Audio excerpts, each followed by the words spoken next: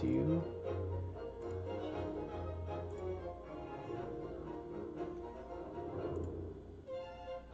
Testing. There we go. Now we will host this. Go ahead and test this over here.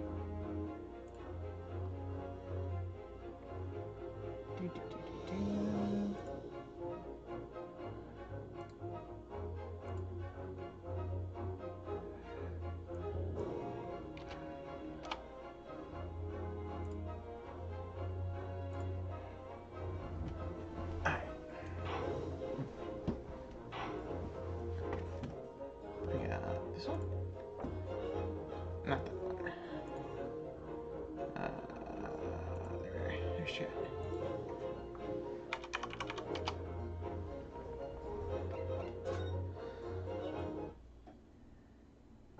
Alright, where do we leave off on this?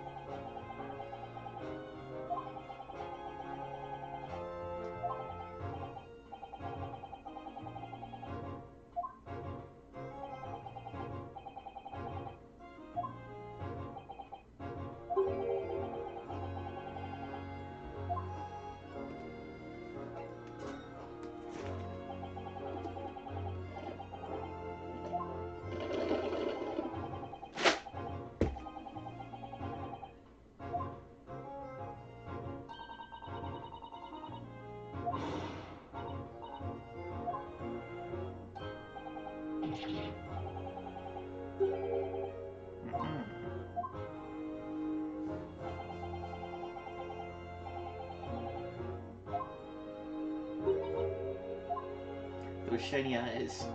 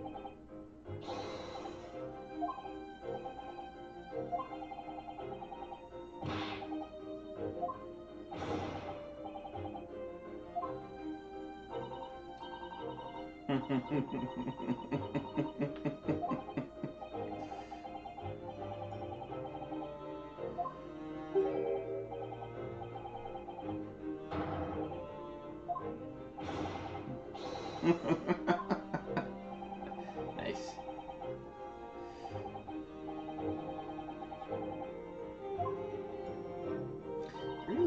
right in this game.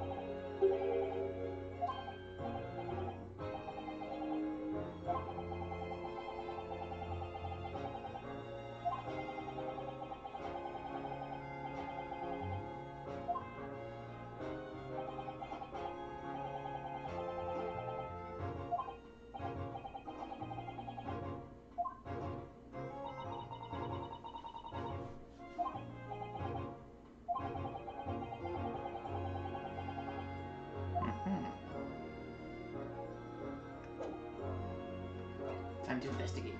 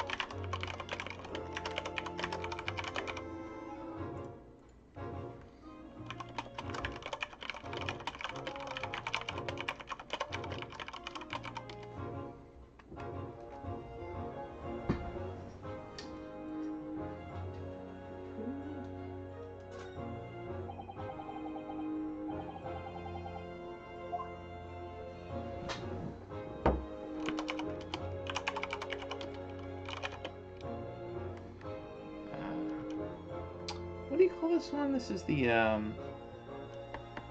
Meisho? No, Meiji. No, not Meiji.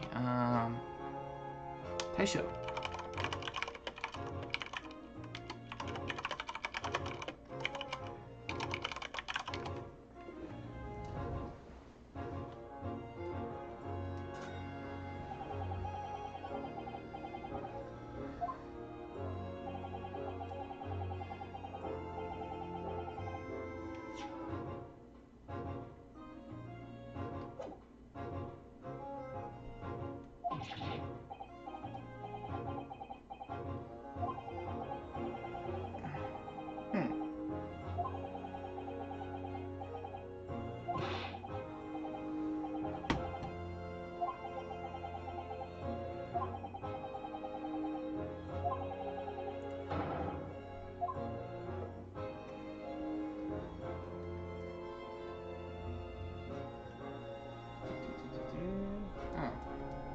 Down button doesn't work.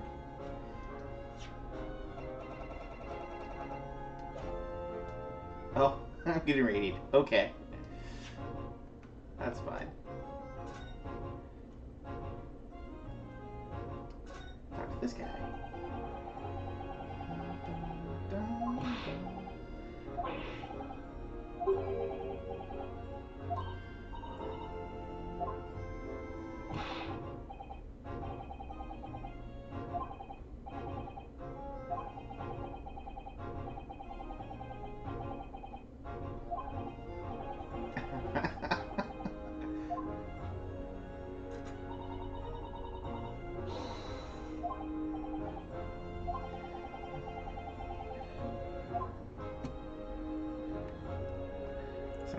Liz is leaving.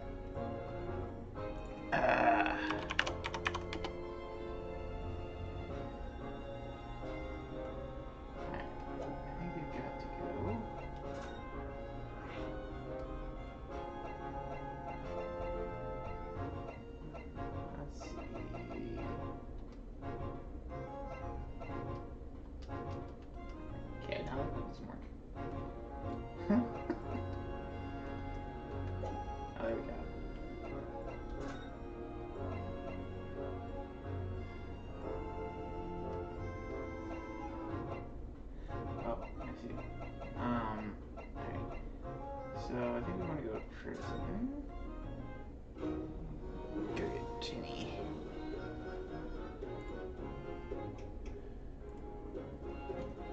Hello, folks.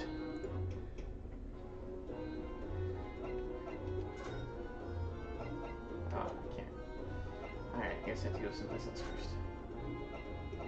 So this is Ace Attorney Chronicles, which is a kind of a almost like a visual novel kind of game, I guess you'd say.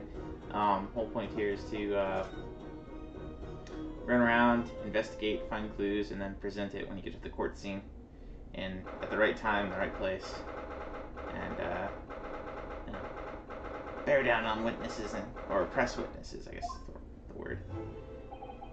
And it's a Capcom game, so it's got all the very characters with a lot of character.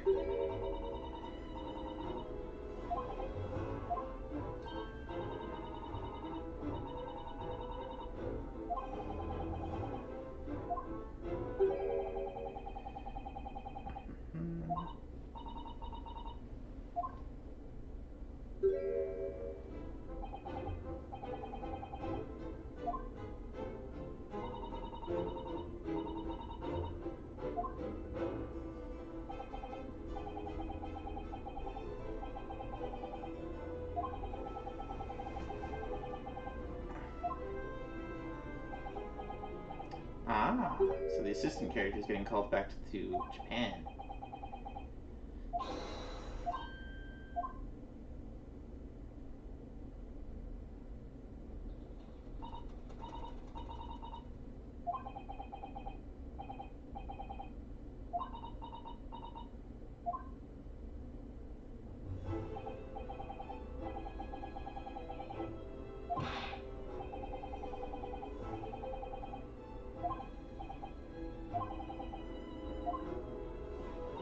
Very sudden.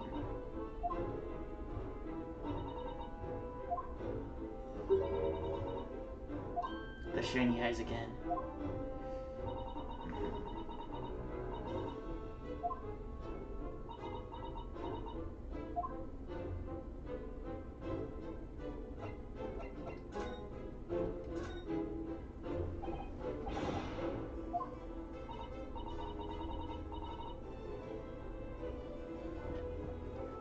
I see you guys.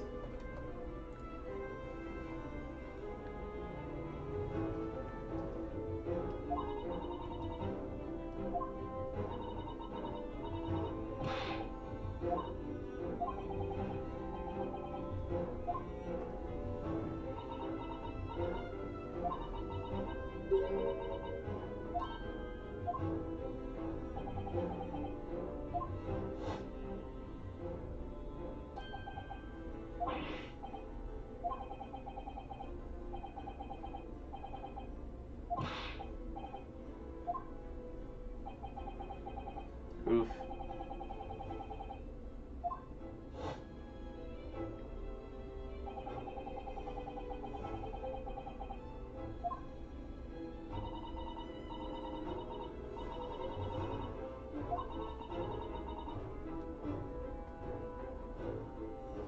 Cool. Hopefully it helped. I don't know if you're planning on getting one or not, but it does look like it's got some pretty good capabilities there.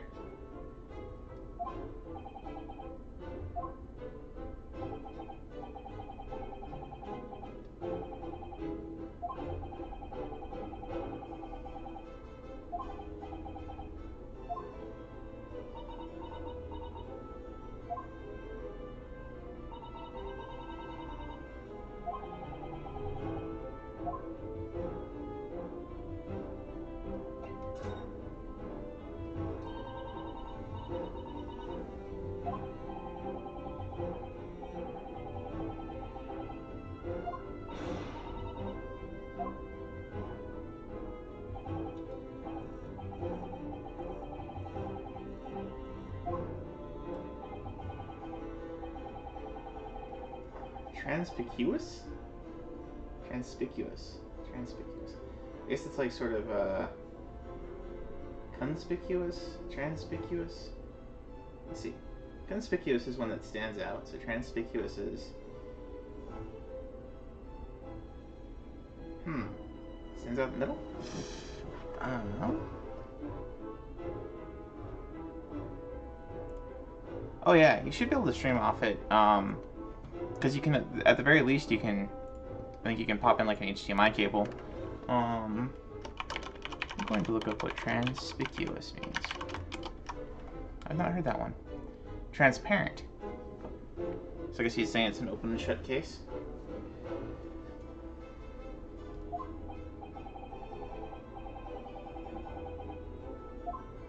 Ah, yeah.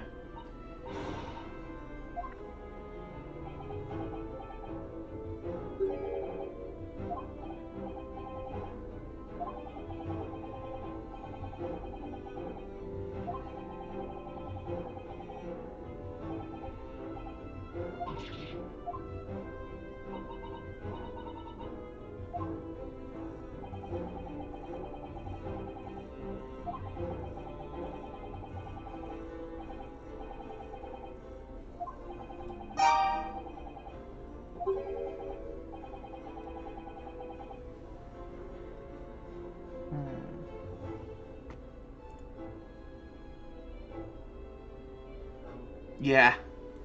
Wind Waker on the go. You could even take it with you on a boat trip. There you go. Would be most appropriate, right?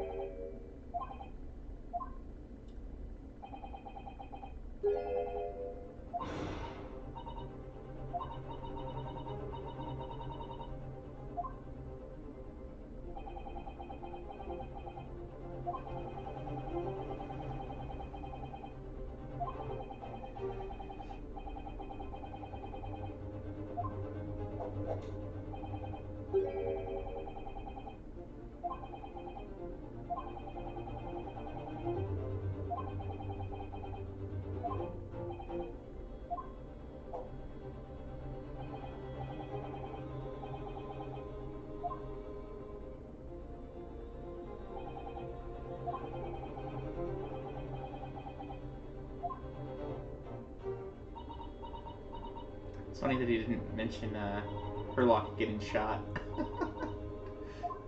Priorities.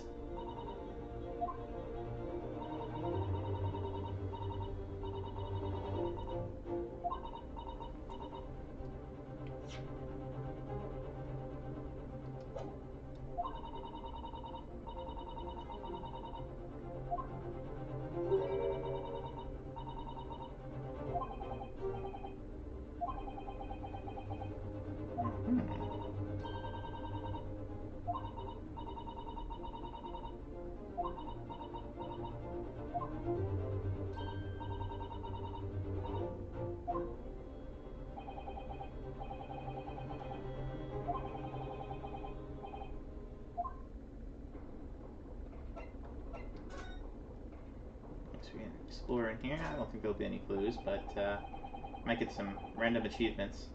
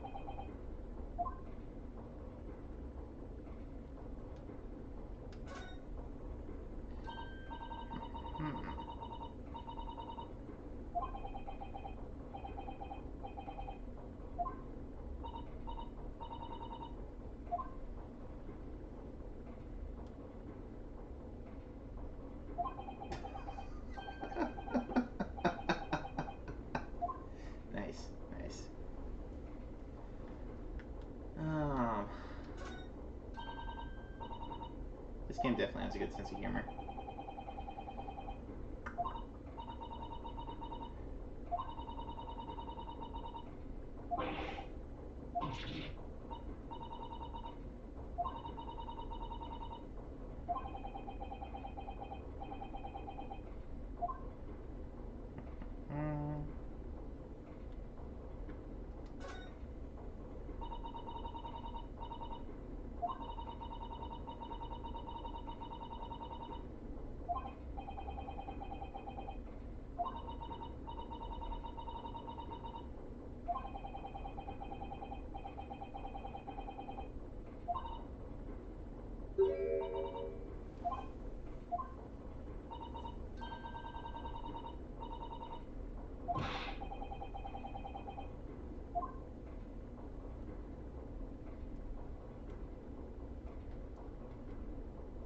Let's see, anything else?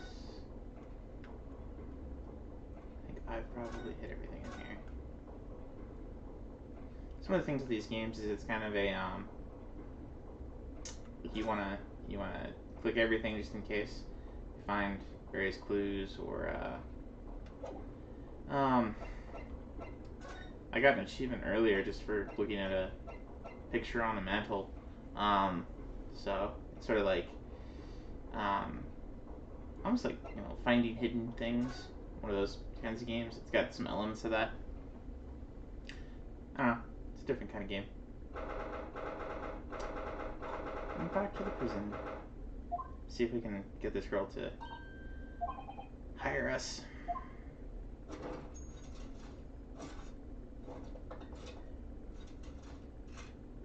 Somehow they let her keep a grenade launcher in prison. Because it's a Capcom game.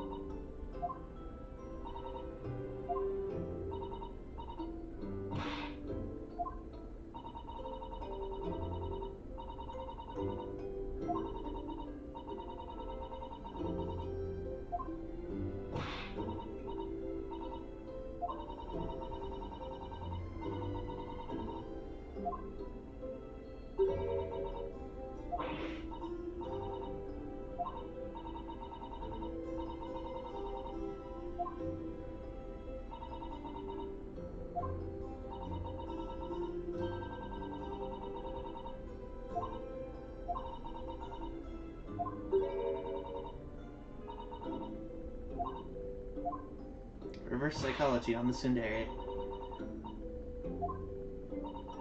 There you go.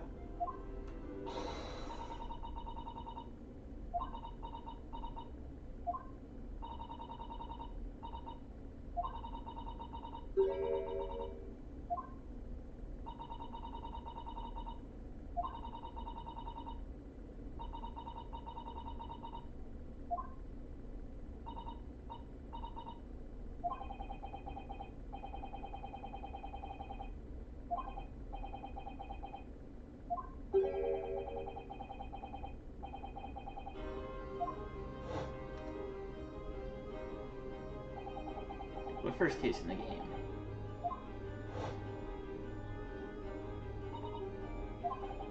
Or second case, I guess.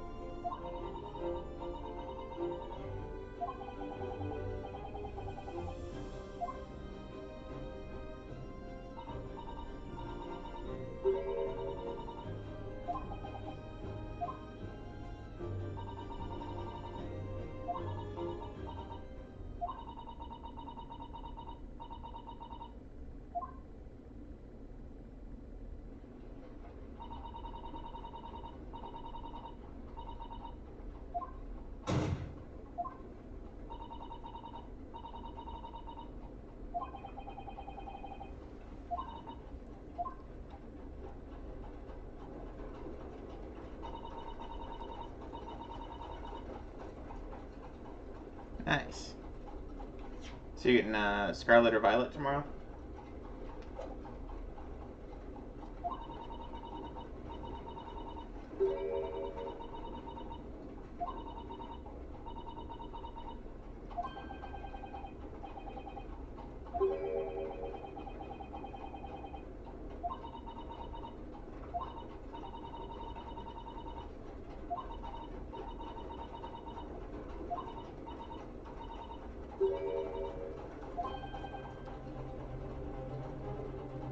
Oh, you're gonna catch them all, huh? Not trade with others to catch them. Have a good one, Oaz. See you later.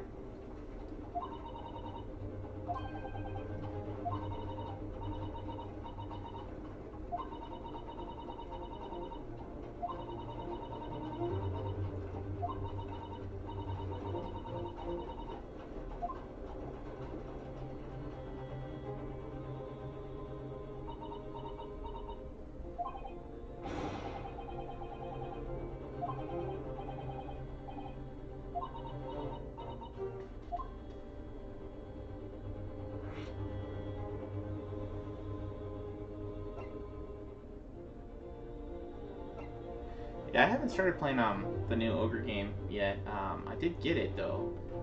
Just it's another game on my backlog, I guess.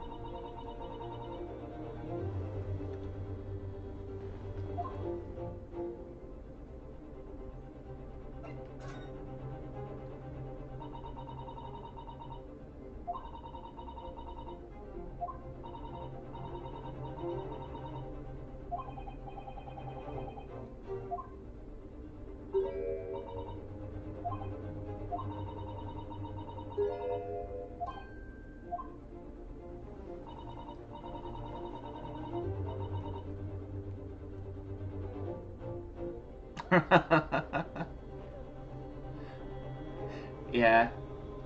So you're gonna start playing Pokemon tomorrow, and then maybe pick up Ogre, the Ogre Tactics game down the line, a couple months down the line or something. Because Pokemon, I mean, I guess it depends on how you play it. You can probably beat the main game. For most Pokemon games, you can beat the main game probably within 8 hours, 10 hours, something like that. But if you're really going hard for capturing everything, or picking min-maxing your team, then you could pretty easily put in 100 hours for most Pokemon games anyway.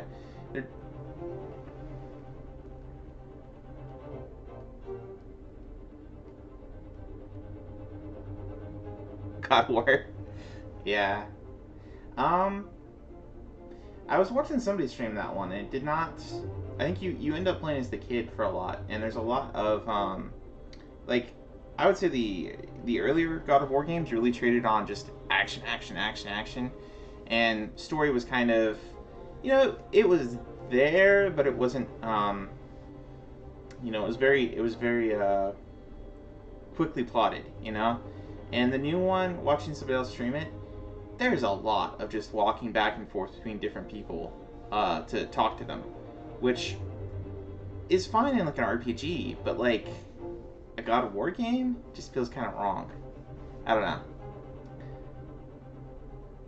But I've never really been that big into the God of War games anyway. I'm not, and they're okay, but I guess I haven't really dug into them.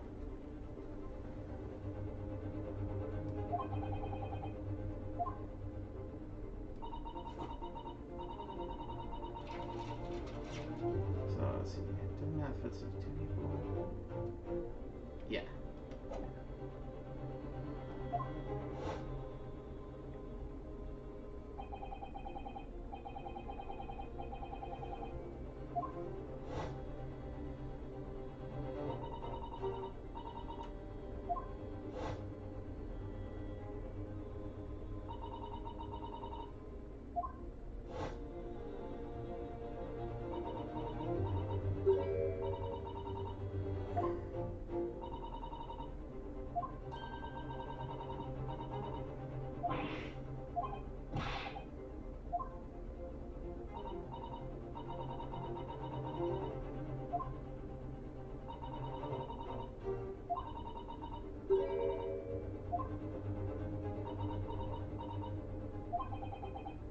We kind of already knew that they knew each other in the case. It's interesting.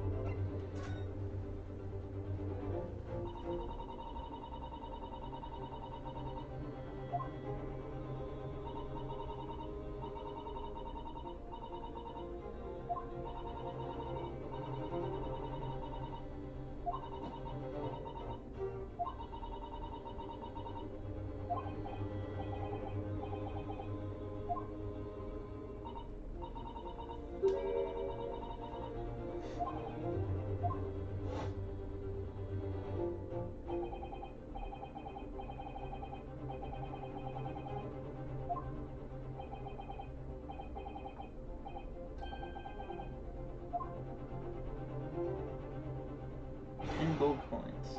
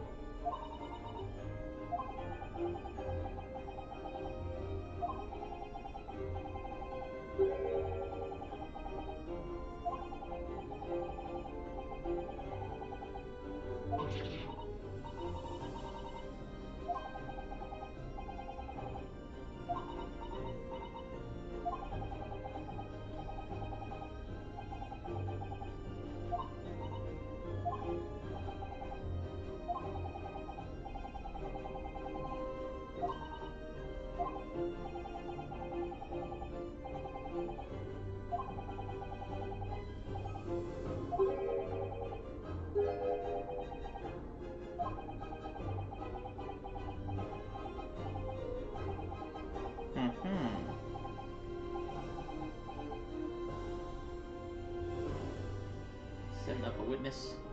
What was that old movie? Witness for the opposition? Or a witness for the prosecution.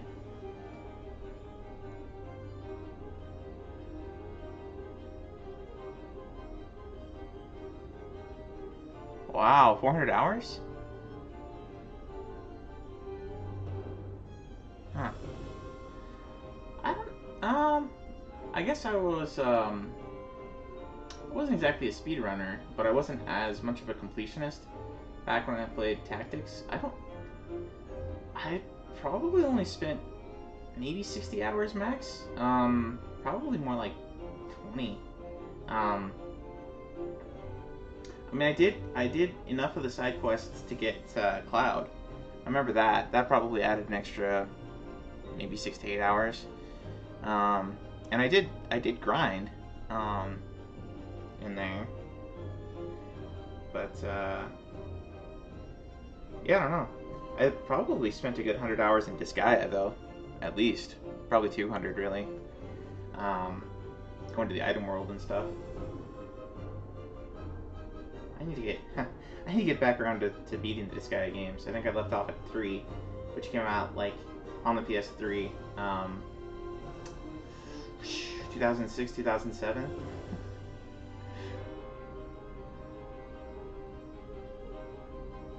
Wow. I think I was level 9. It's been a long time since I played, but yeah, I think my characters were like less than level 10 when I finished the first chapter. Well, first chapter. Maybe not first chapter. Maybe. Well, it's been so long. I don't remember. But I don't think I was into the 20s. I was definitely under level 20.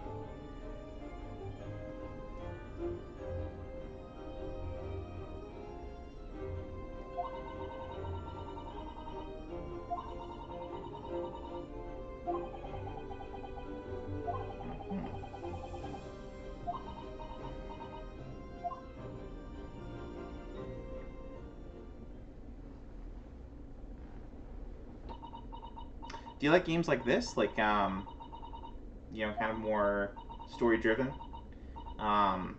You know, like, logic puzzle kind of games?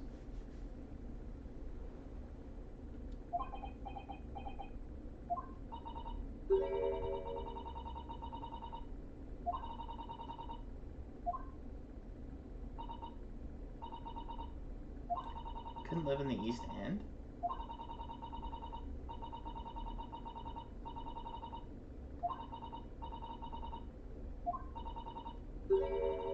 I don't understand how, like, even supposing a guy had, like, a lot of money and power and whatnot, how would you prevent somebody from living in the slums? Like, it's not like an area that you can really keep track of people in. Anyway, at least, it's certainly not back in, like, late 1800s, 19th century in London. Oh, well.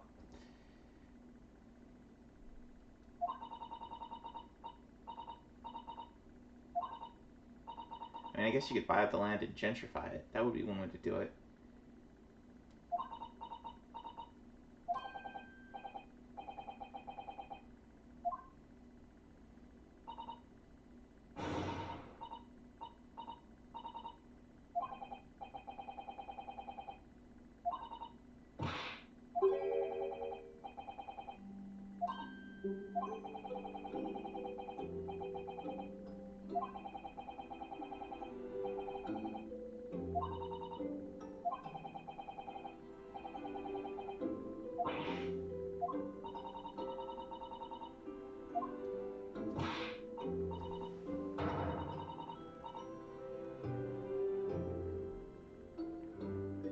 Oh yeah, I don't know if I played that one, but I did hear that there was one that was more visual novel-esque rather than because most of those games are like, I mean, they're like Pokemon, right? It's like you're running around and um, collecting digital monsters, evolving them, trying to get all the different forms and stuff.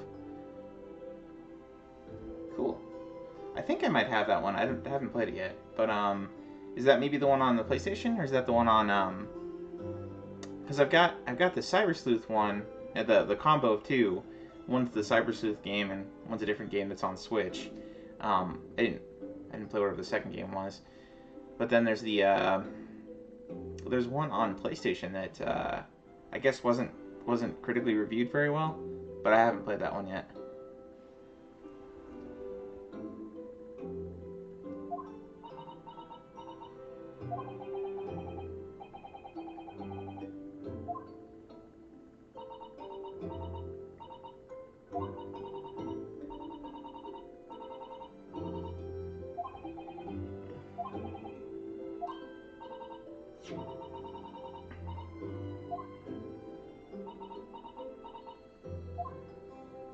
Leave it to the assistant to have the paperwork ready.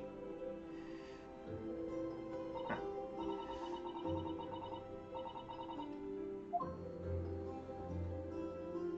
Okay.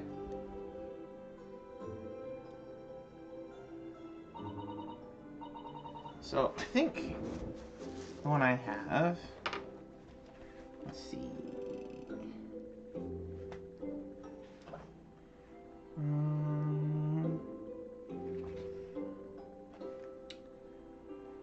I think here it is.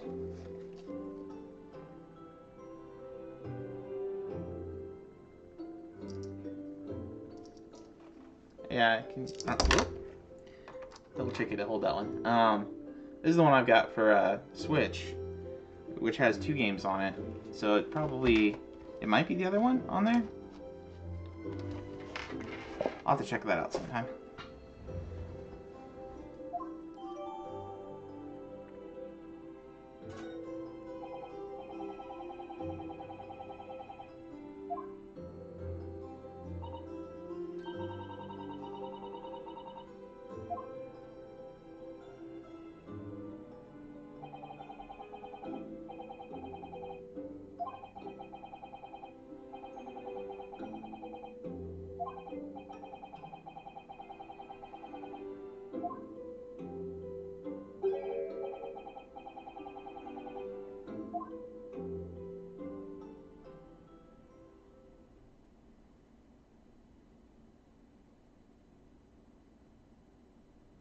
That's one of the fantasy elements of this game, is you get a court case a couple days after the crime's committed.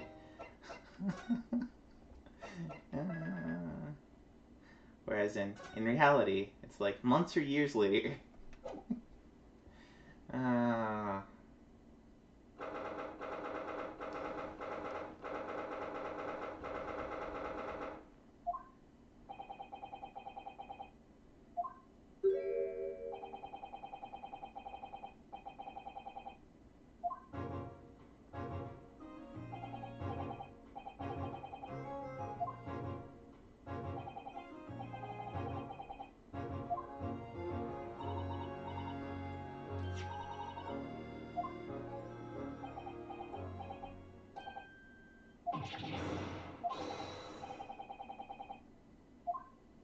Ragabash.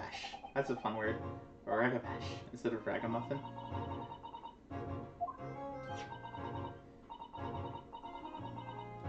Actually, like, there's another word that they introduced in this game called tatterdemalion. Tatterdemalion, I think is the word. And it's just like a person wearing tattered clothes. There's all kinds of fun, like 19th century, early 20th century language in this game.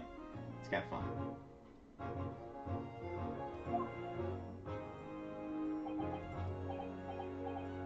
I will say that's one of the things I hate about a lot of more recent games, is like a lot of the writing has all these I guess you'd call them like zoomerisms, you know, like I can't even.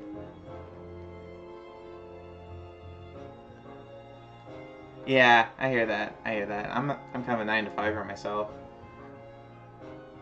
Though at least with my job, it's more project based than you know, like have to be at the office in such and such an hour.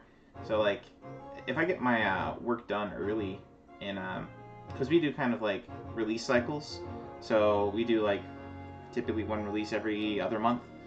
So we have kind of like an initial development window, and then we have our testers kind of go over our work and verify that it does what we said it's supposed to do. And then we, you know, kind of have some potentially like room for polish and or feedback. But oftentimes, you know, like I'll finish stuff and have, you know, I have like 4 weeks to do initial development work. So if I can finish all my stuff in like 2 weeks, depending on what it is and how much we have going on with that release. But sometimes if I finish my stuff in 2 weeks, then I can send it off to QA, and I usually have like 2 or 3 days free at that.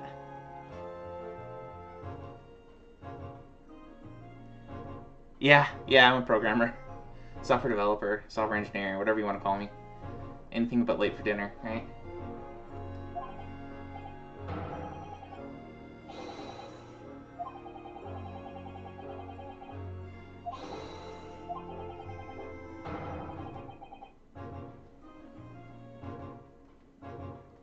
Cool.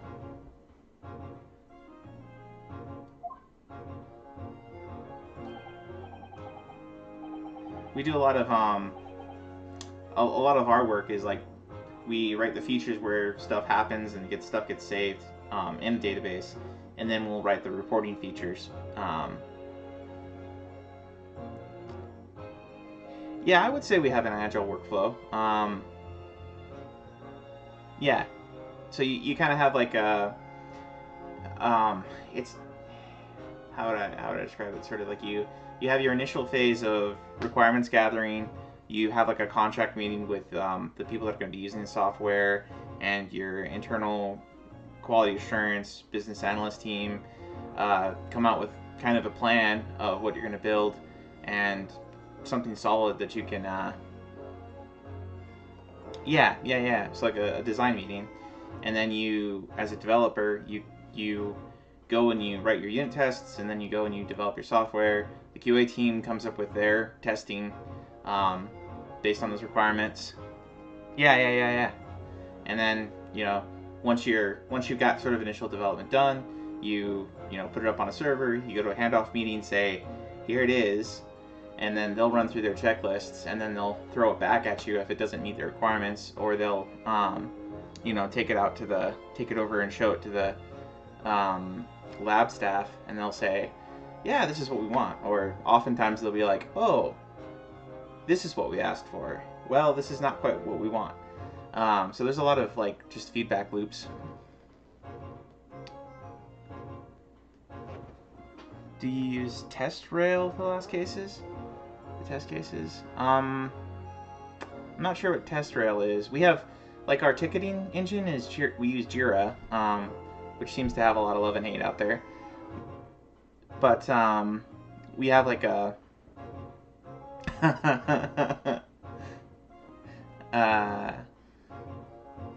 oh, he also used Jira.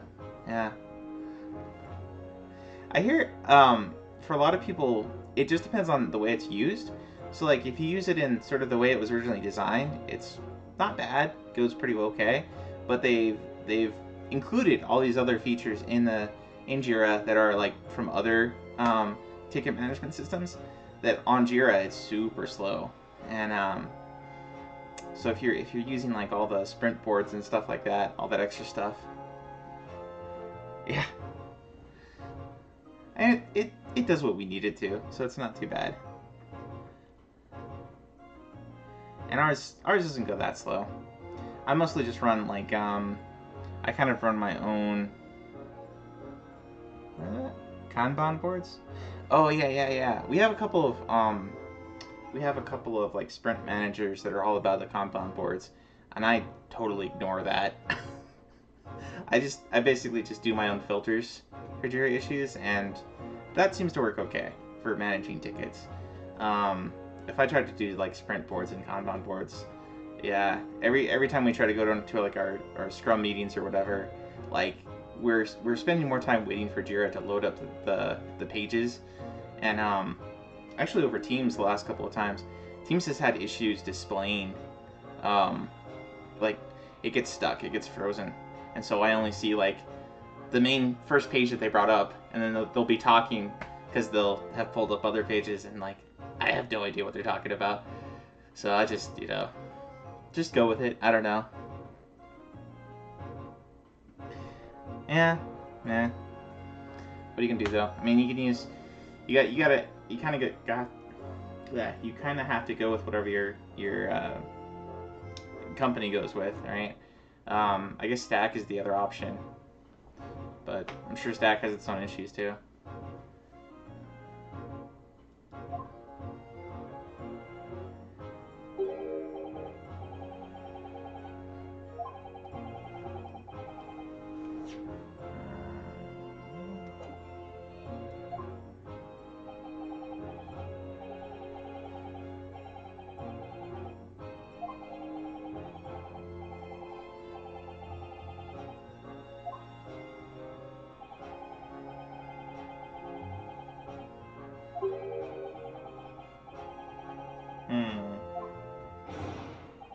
prioritization.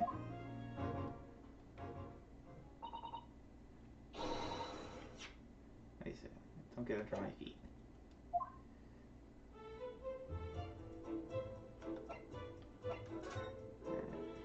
Now we can examine. Have to click on all the things.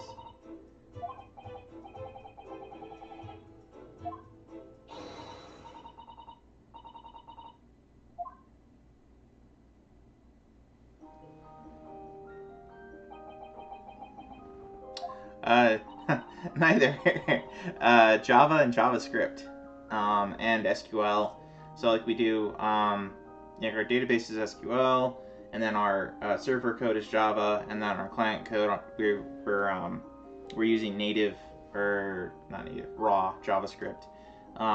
We used to use Google Web Toolkit, where you could write your code in Java and then it would translate it to JavaScript. But for a good like 3 to 4 years there, they weren't supporting it anymore. I think they've started supporting it again, but it's not a very good system, honestly. So we're using Require.js as kind of our module management for JavaScript, and then Java as the server. We're not using any of the Spring stuff, which I guess a lot of people use, but we are doing like Hibernate, and we're using Sitebricks to do kind of our dependency injection type stuff, which I guess is also not supported anymore, but c'est la vie.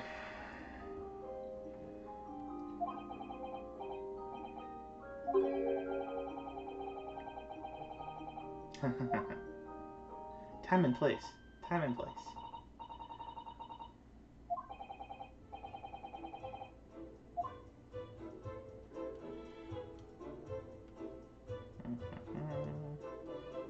I already talked to him.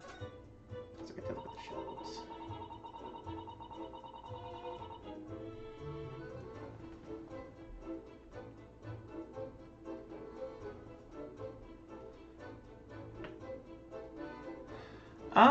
Upscale. I'm not sure if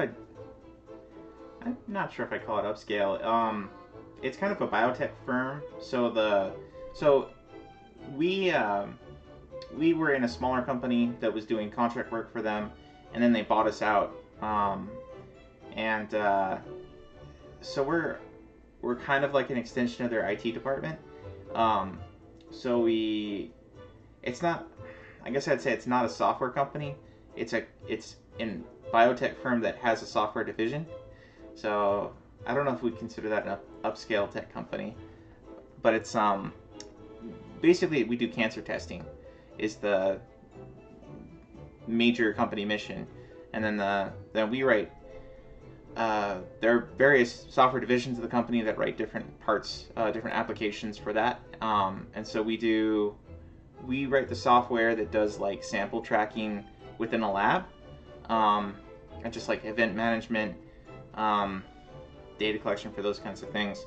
There's another division that handles the software that actually does some of like the algorithmic analysis of samples and results to come out sort of at the end of the day.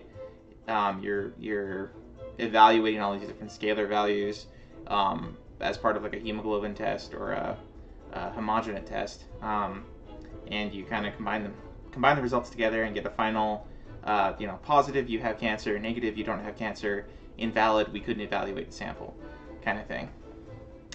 And I don't write that software. I just write the sample tracking stuff, or some of it rather. So it's web development.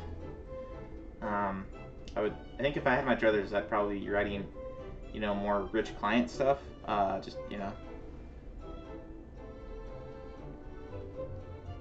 Morbid.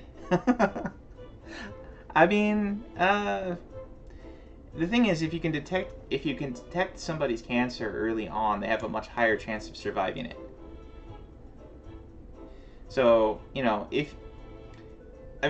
obviously, like a negative result is always a happy result, right?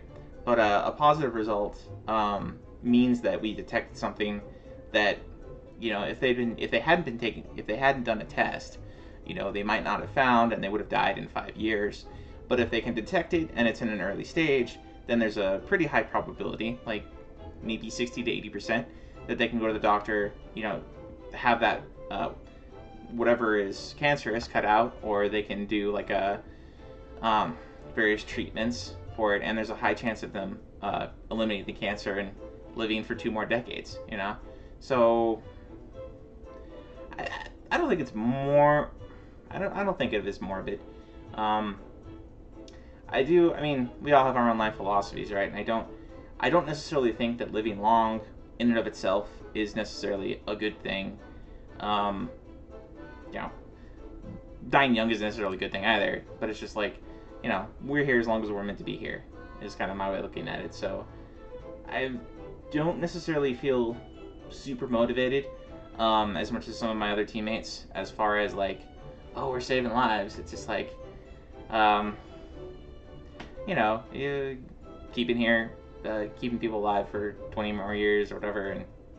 And if you believe in an afterlife, then is it really that important to be on level 1 for 20 more years? I guess is the way I think of it. I don't know.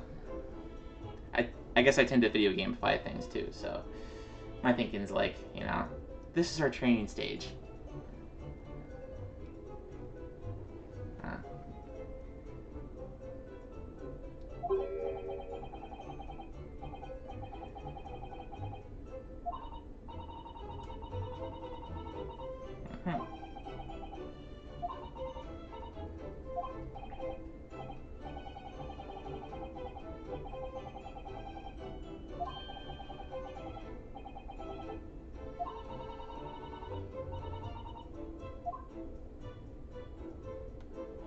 Alright, what else can we click on? I talk to him. The desk.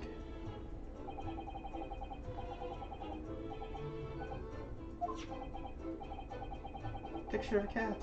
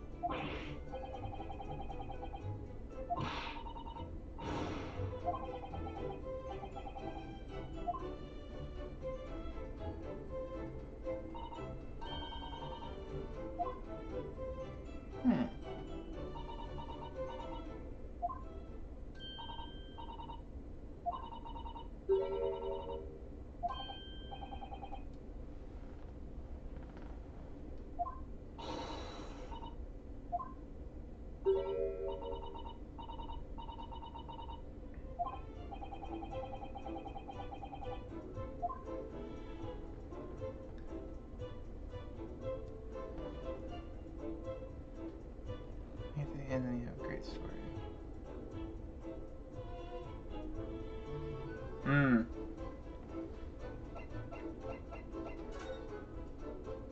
Well, I guess what comes to mind is that there are a lot of people that, a lot of kids that die in childhood, right? And how does a philosophy justify their life? And is it such an evil shame that they only lived so long? Or is it the case that they were, that their lives had just as much value? That,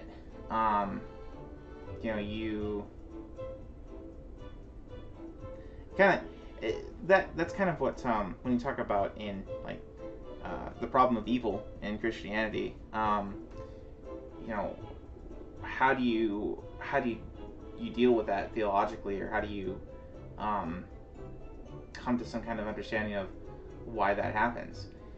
And if you if you come at it from like a purely material point of view, right, where you don't believe in an afterlife, you don't believe in spiritual things, then, you know, granted, with that kind of thinking, even the longest life doesn't necessarily have meaning.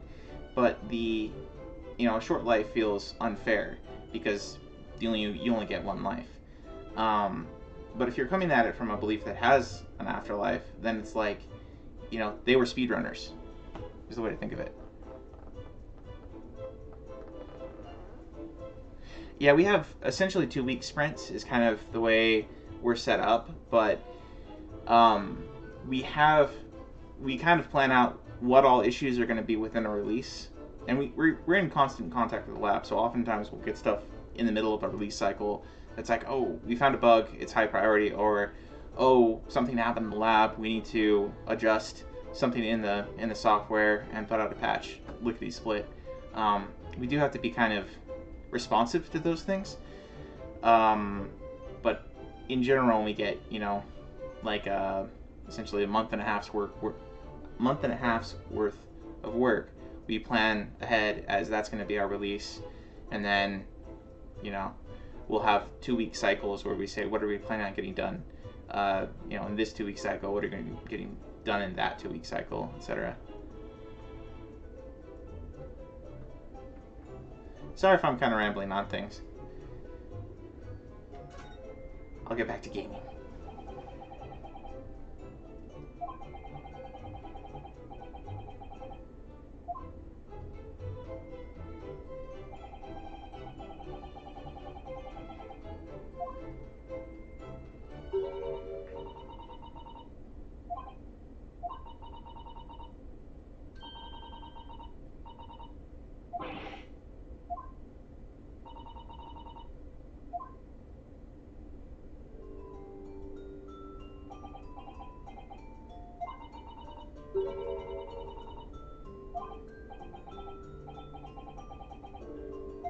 It's like the cat's looking left in one and looking right in the other.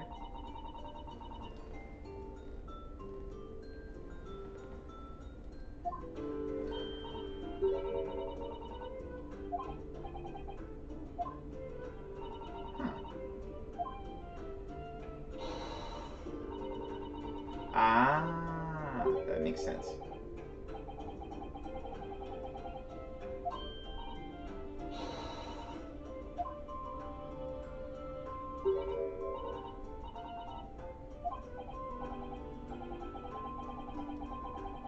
It's kind of crazy to think that stereoscopes were around, and like they had the idea of stereoscopic vision almost as far back as they've had cameras, and then it just keeps coming back up as like a fad every 30 years or so.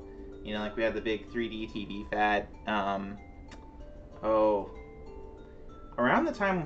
Around like the middle of the PS3 life cycle. So that would have been like 2009, 2010. You had Avatar come out, and that was kind of like, oh, wow, 3D. But you had 3D also way back when you had like drive-in theaters in like the 50s, I want to say 50s, 60s. So it's just a fad that keeps coming back, keeps dying out and then coming back. But it goes all the way back to like the 1870s, 1880s.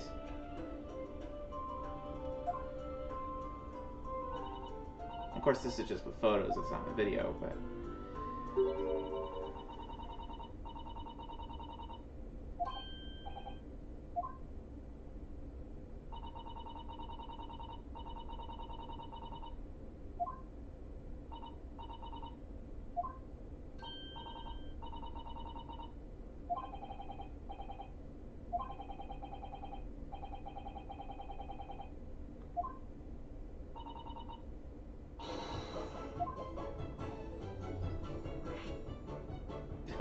Oh, great.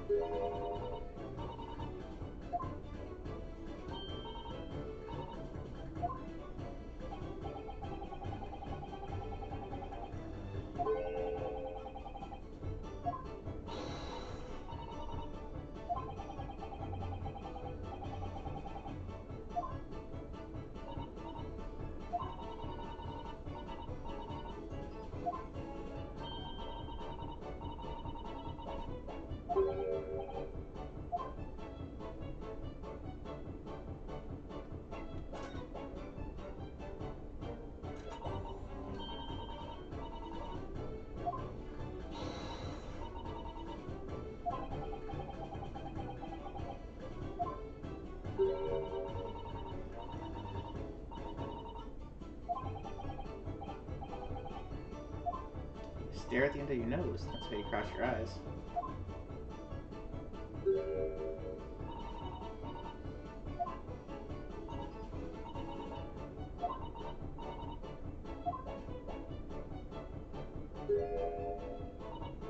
I can't help but think the animators must have had fun with this.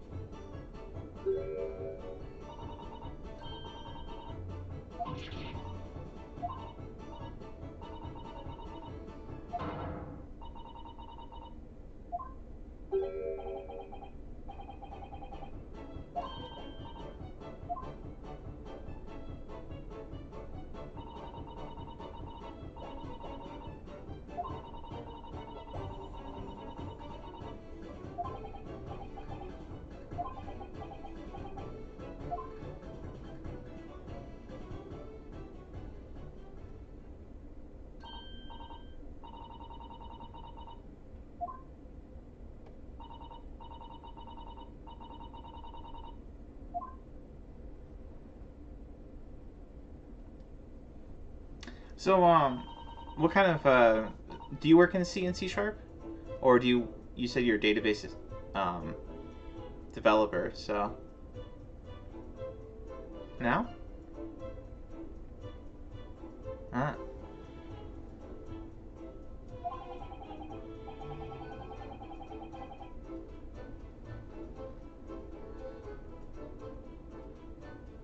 Gotcha. So you only do SQL? So you do like and access. Interesting.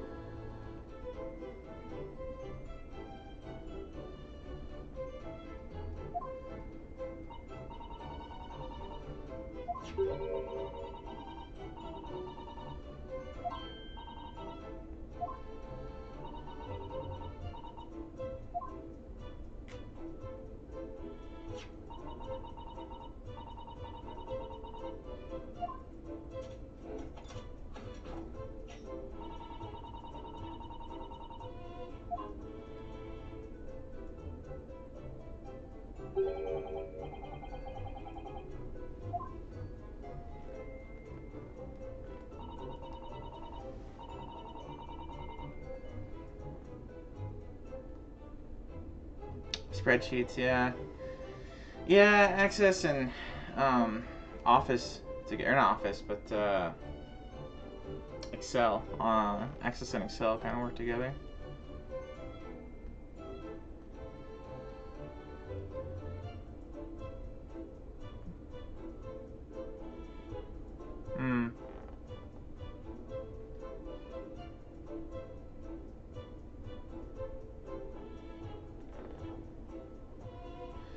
I mean, tattoos are kind of, I mean, maybe like 30 years ago it would have been strange for somebody with tattoos to be on a white-collar job, but nowadays, they're kind of more mainstream, for better or worse. I mean, I'm not a huge fan of tattoos aesthetically, except maybe, there are some pretty cool Yakuza tattoos, like full back tattoos with like a dragon or a tiger, like those are kind of cool. I'm not super fond of like the other ones, like I'd never get them myself, but you do you, you know? But, like, I wouldn't, it wouldn't make me think, like, seeing somebody with tattoos today would not make me immediately think, oh, this guy's got to be a criminal or something. Which is, you know, maybe what it was even 20 years ago, 30 years ago.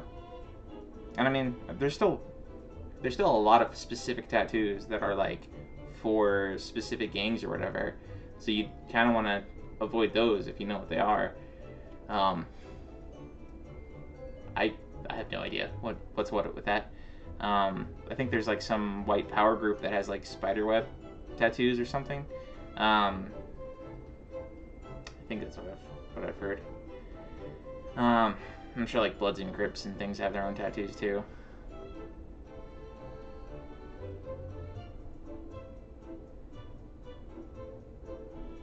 Do not pronunciate work correctly. Oh, words correctly? Eh. I mean, you just kind of, I mean, my impression of you was just that, like, you've probably read a lot and not necessarily heard a lot. Like, because, I mean, that's, of course, that's my own experiences, too. It was like I'm kind of a bookworm, so I read a lot of new words and came into contact with things maybe before I understood phonics all that well. You know, plus, you know, when you read things and it's like small print and it's like, you know, like, you know, we were talking to Atlas the other day, right? A T and an L from 20 feet away or whatever. If you're just looking at a title of a company or you're not like making a note of how it's actually spelled or whatever, like, yeah, it's easy to look at that and be like, oh, Altus, you know, instead of Atlas. Just T's and L's, you know, just one little mark different. It's like, I didn't think badly of you on account of that. Like, I don't know. I'm sure I mispronounce words all the time too. Especially stuff that I haven't heard, I've only read, you know?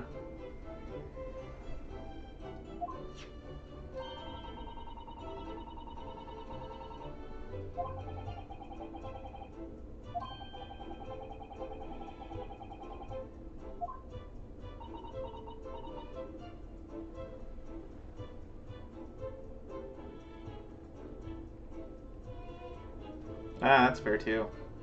Yeah, programming jobs, I really probably should have changed hobbies when I decided on my career, because like I'm sedentary all day. Like my hobbies are, you know, reading and video games, which are sedentary, and my job is programming, which is sedentary. So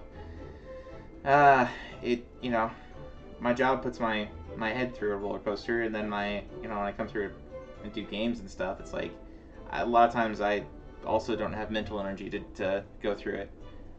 I really should have 70 hours? Ooh.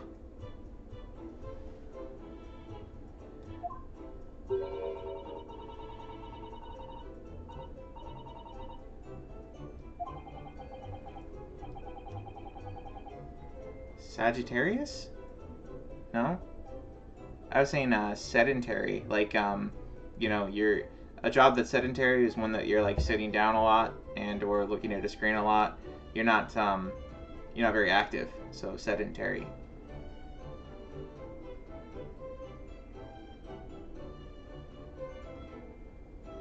I was just saying, like, I should have picked new hobbies when I became a programmer.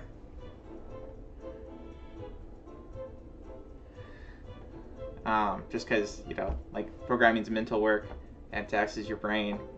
So it would be better to go home and, like, work out or something instead of, you know, video game. Yeah. Life choices, right? We don't always make the best ones.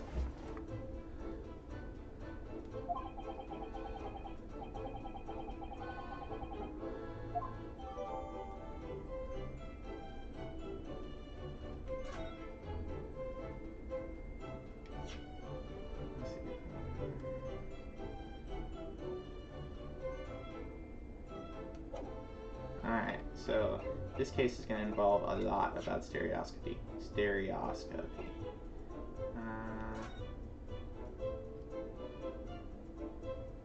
now I've got the one that's looking a little left.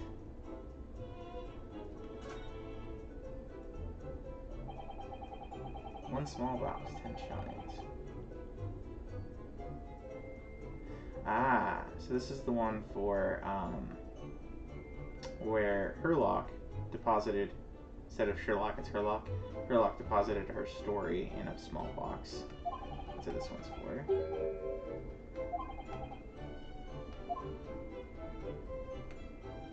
So it's a set with this one.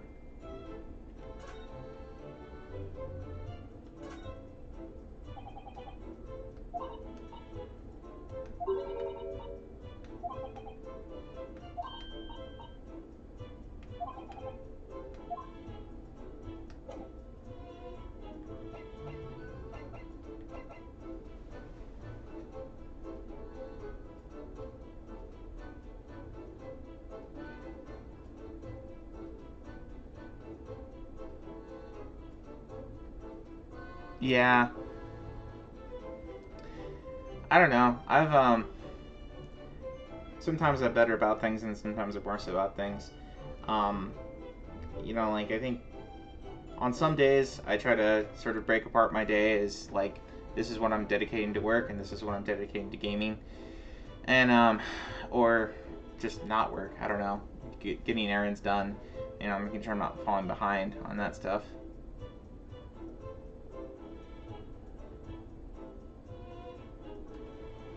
PMP? Is that a certification?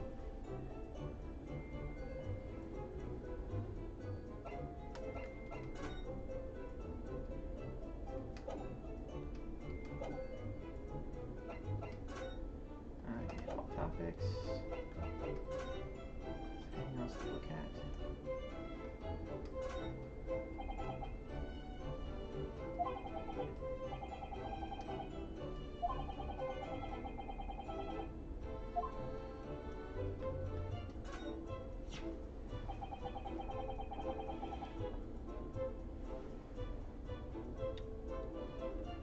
Project management.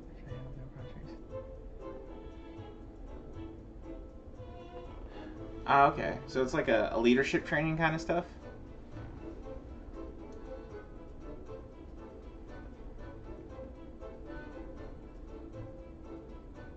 Yeah, a lot of people have. I think time management is maybe the most difficult part of a lot of this stuff. A lot of times, you come across particularly hard problems in coding sometimes. Most of the time it's more tedious than difficult. But figuring out time management is probably the harder part. And figuring out, doing proper estimations of how long a task is going to take. And making sure you have adequate time in your whole release timing that your QA folks have enough time to test without being rushed. Rush testing is no bueno.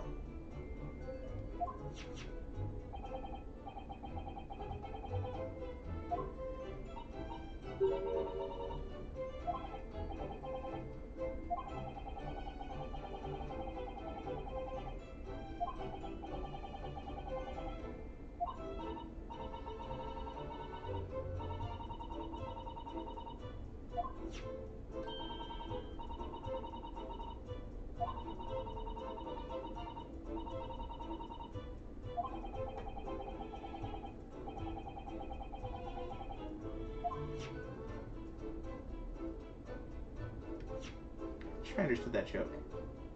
It would beat keeping my toilet sparkling clean anyway.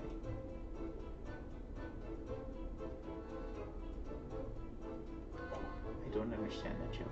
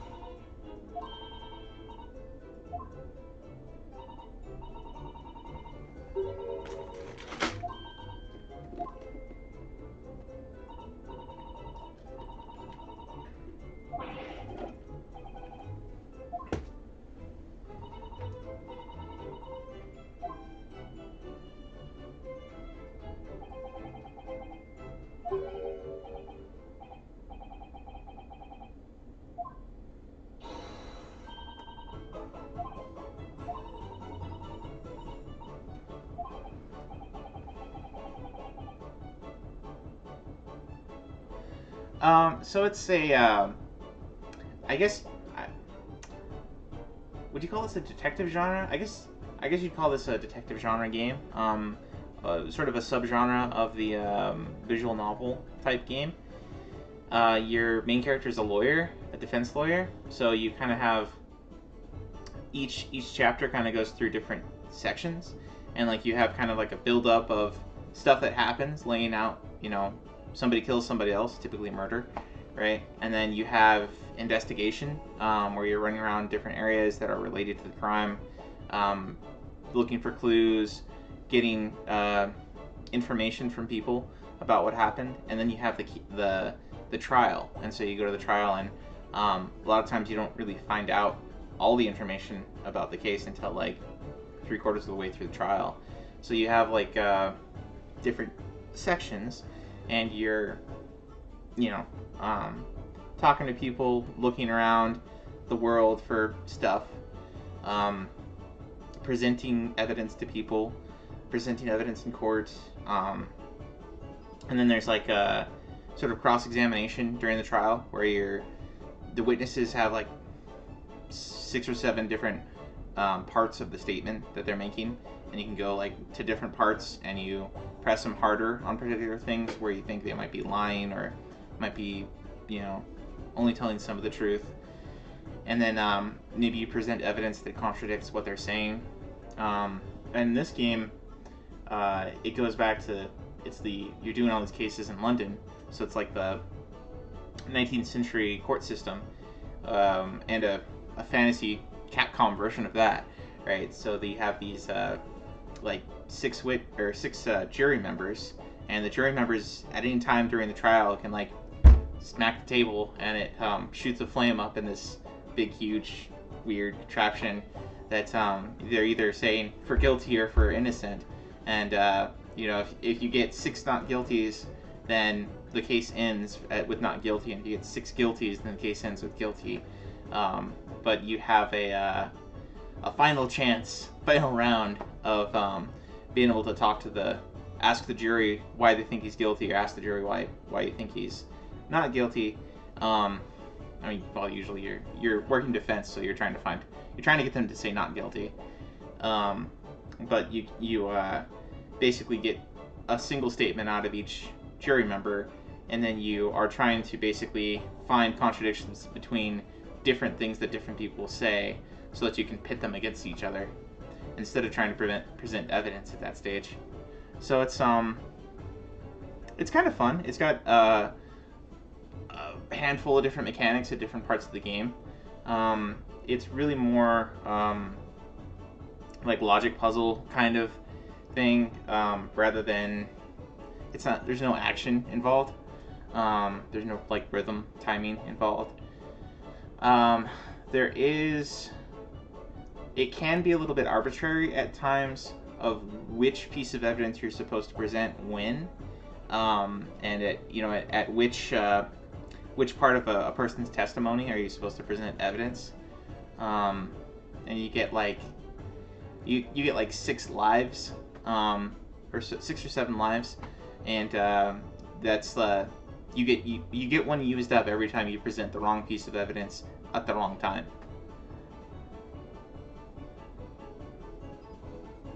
Yeah. You could call it a court case sim.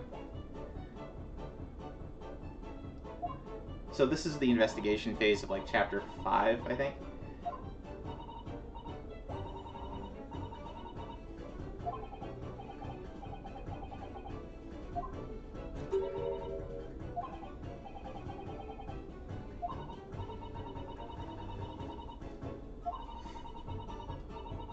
And I should say this character, so you end up staying with the Capcom version of Sherlock Holmes, which is Sherlock Sholmes, and he's got an assistant who's his Watson, but she's the daughter of a Wilson, so she's a Wilson rather than a Watson, and she's an inventor, and so she comes up with all these different devices, and Sherlock is kind of he makes some really absurd deductions. And I should say there's one other mechanic in the game where Sherlock makes his great deduction, and then your character has to come through and correct particular places in the deduction that are just slightly off, and then it changes the whole flow.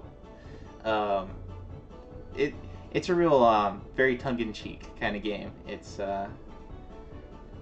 you know, it's one of the games that Capcom doesn't it doesn't take itself too seriously.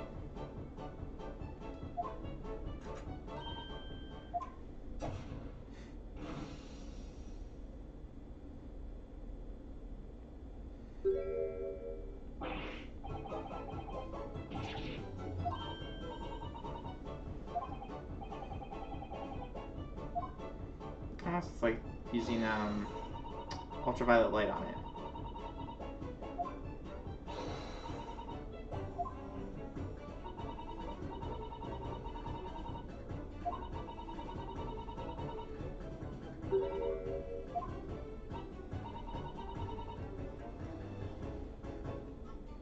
Yeah, so Phoenix Wright. So the Phoenix Wright games are the Ace Attorney games, and this is a basically Phoenix Wright Gaiden. It's a Taisho era, so you're back in like 1800s in England and Japan, instead of modern Japan. But yeah, Phoenix Wright is the main character for the first 3 of the Ace Attorney games, or first 2.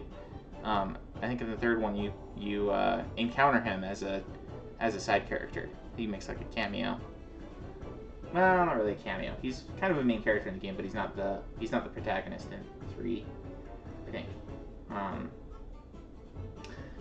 But yeah, you can take this as like in the same universe, but 100 years prior, right? Taisho instead of Heisei, or I guess now it's Meiji era.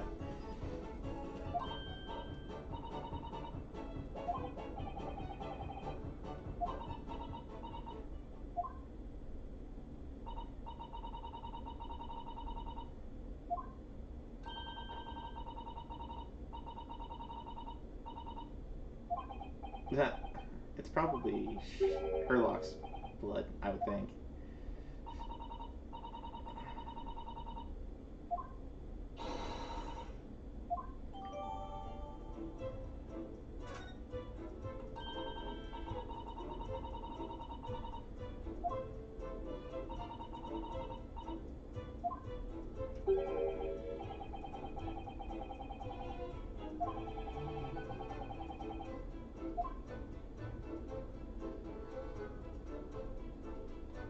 Oh, I can still look at this?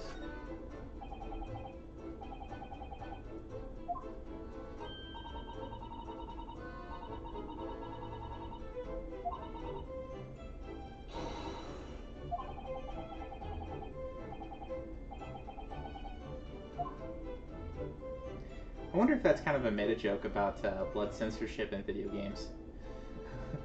Pretty pinks and purples and green. I remember, I think it was Carmageddon, when they shipped it off to Europe, they had to censor it, and it went from being a game about running over people randomly, and you now running over like zombies and aliens that have green blood. Yeah, it's a different kind of game. So this is basically a really nice change up for me from Monster Hunter, because Monster Hunter is very you got to be focused on when you're playing, and you're just action. Gotta learn the monster timings and stuff, and dodge at the right moment, and so on and so forth. So get your blood pumping, going, and it's a very fun game, but I can't do the game every night. It's a little much for me. I do like it a lot, but I do need, something maybe a little bit more laid back like this every once in a while.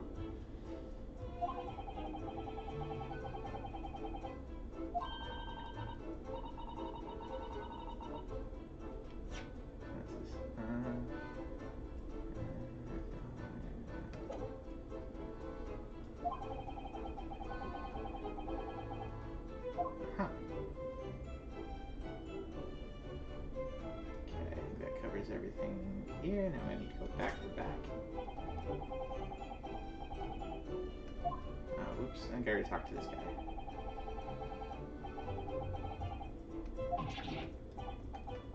I'll just skip through this.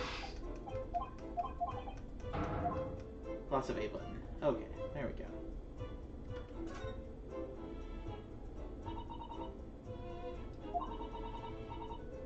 That's where the murder took place.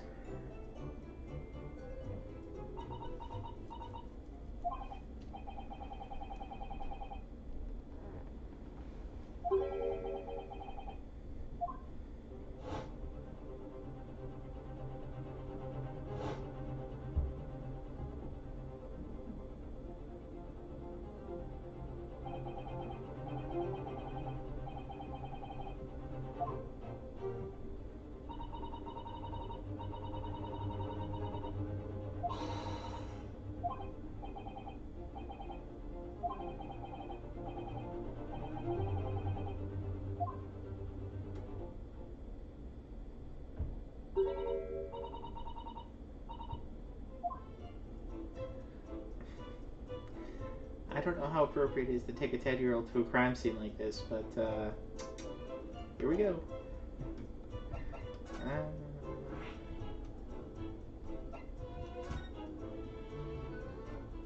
Video games, right?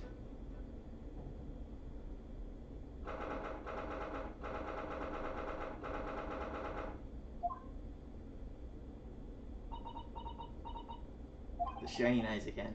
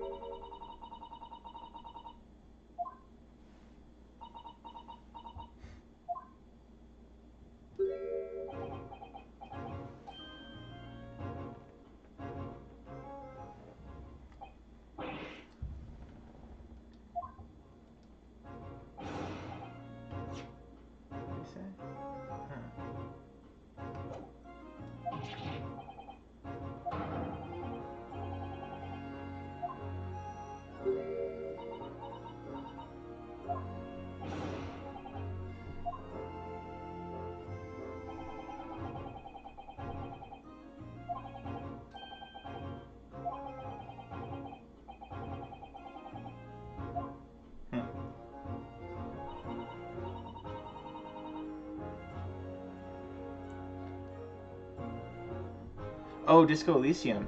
Yeah, I heard a lot of good stuff about that one. Very, very much a classic RPG, from what I've heard. A lot of decisions that actually, make a change in the game storyline. A lot of different ways to approach situations.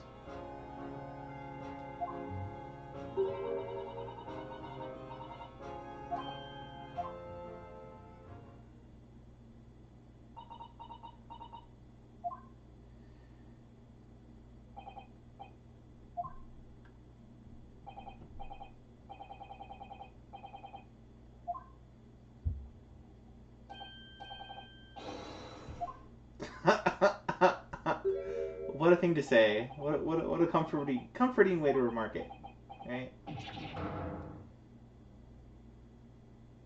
I don't think we know very well.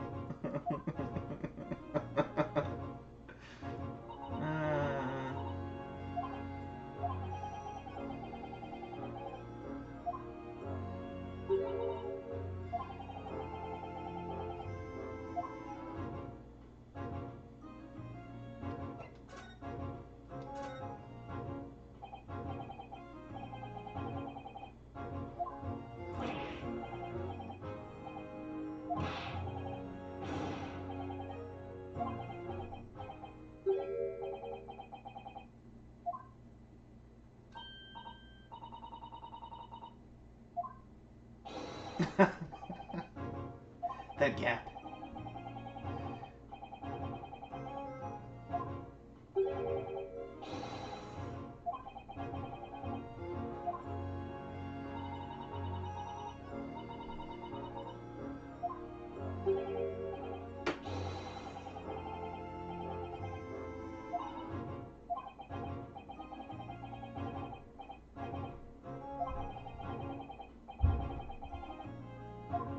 The vile gutter child.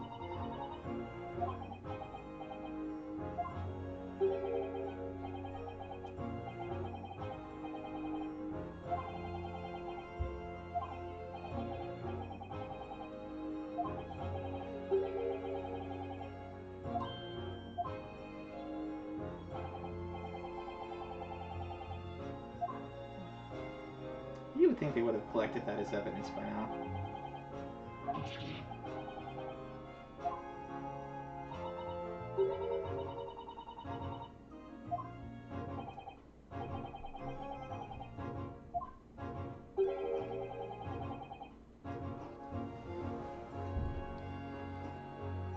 Too much for him, huh? Just in terms of like the violence, or just in terms of the complicated gameplay systems?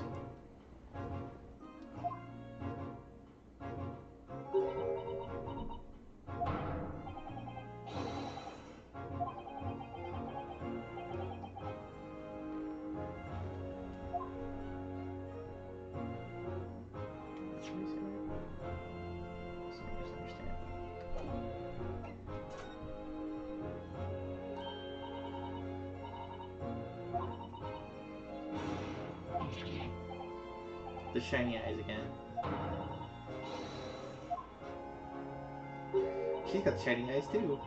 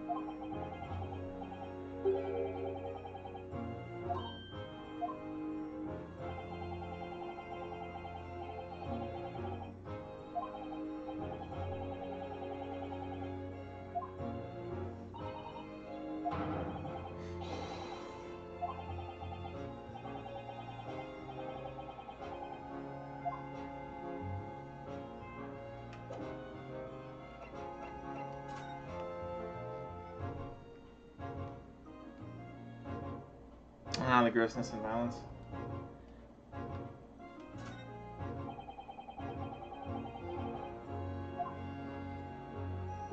I've been meaning to check that one out. I think it's still on my wish list. It's one of the ones I felt like I'd just wait for a sale to bring it down under $5 or something.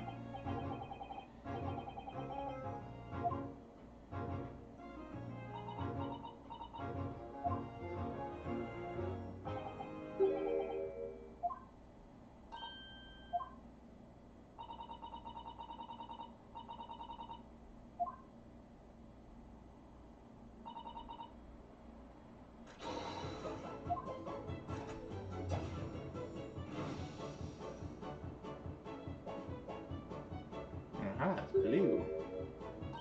So that means it probably is her lock split out in the main shop.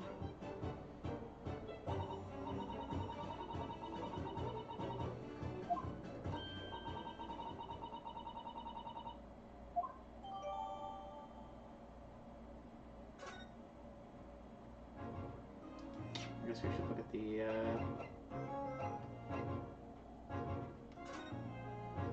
this one here.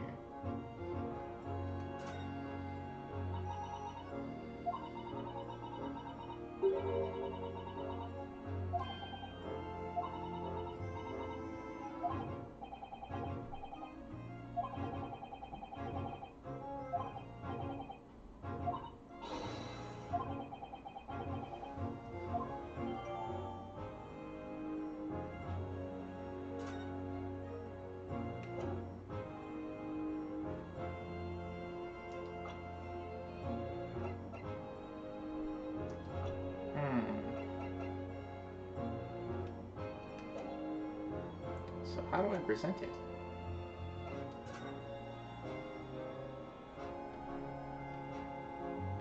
There's no, I can't go left and right.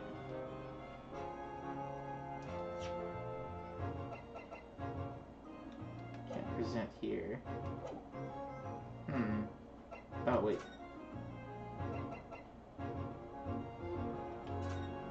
Does this present it to him, though? Oh, I see. I want to present it to a girl.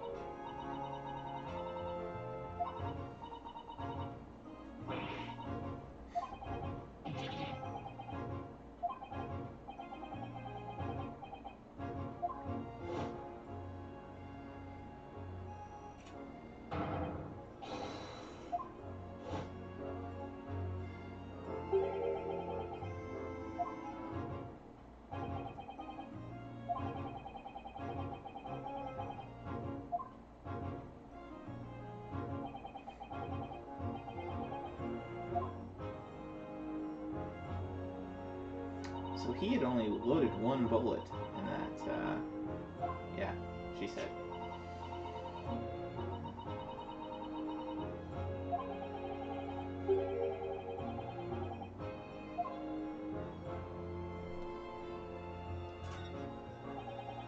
Those look old film rolls.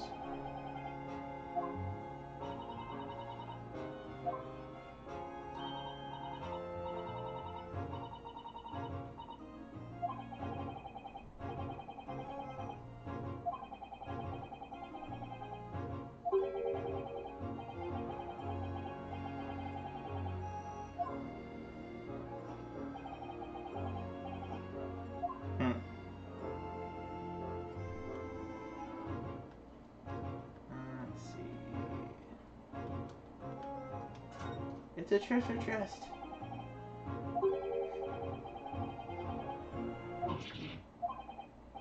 All right, that's what the thing that they had the. Ah, yes, that.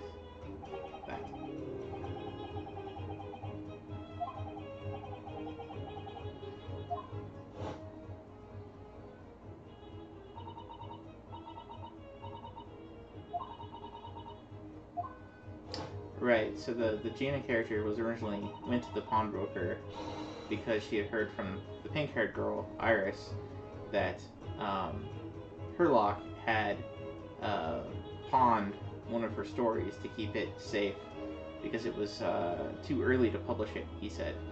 And so she has doubts about why Herlock put it aside, and the Gina person told her all adults lie, and that Herlock probably lied, and so she went to go check to see if the story was still there. That's why she was here.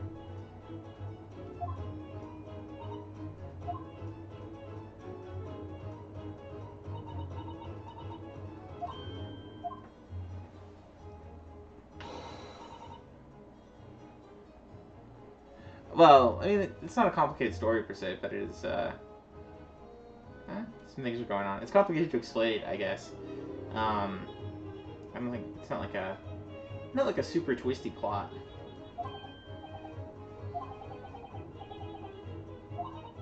Maybe a little bit contrived, but I think all detective games and murder storylines, detective storylines, they're a little contrived, you know.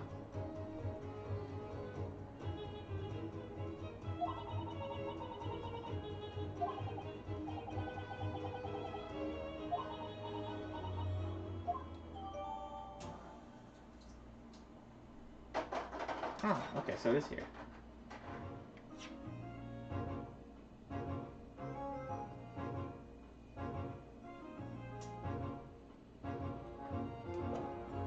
So she's probably sad that she doubted him. That's what she's sad about. Alright, I looked at the shelves, I guess counting over there counted for over here. Oh, we can look at this again.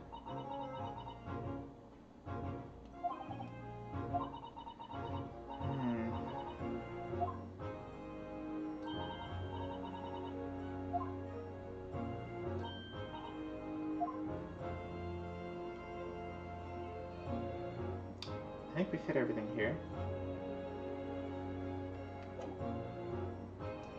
Should probably look at the manuscript.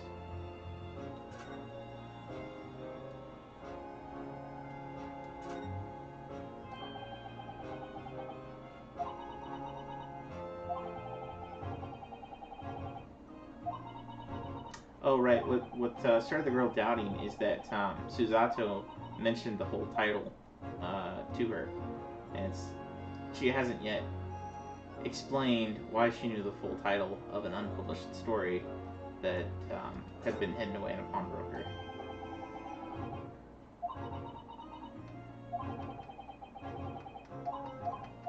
Okay, so it's just the same thing.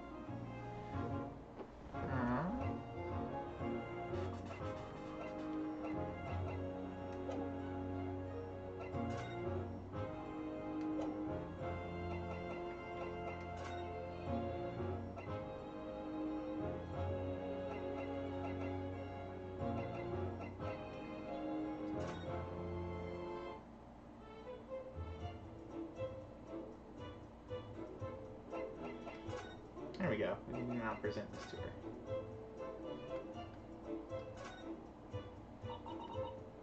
Oh, I hit the wrong button. I want to hit X, not A. There we go.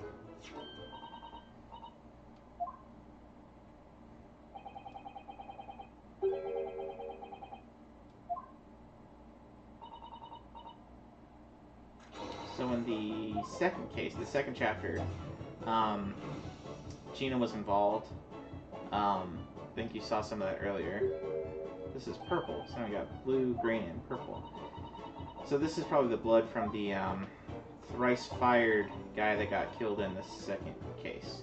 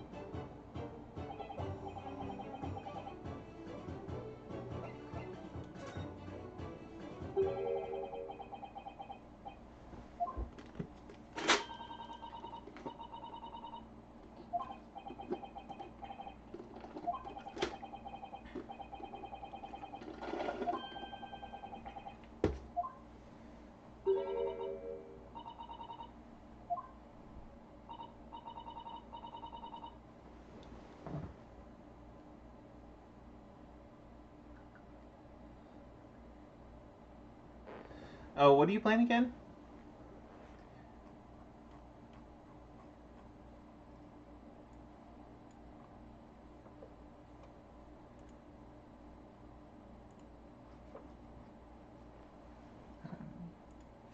I think I had, oh, tactics.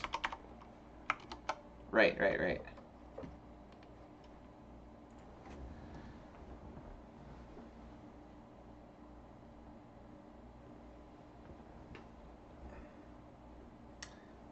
Is that a Spinal Tap reference? Level it to 11?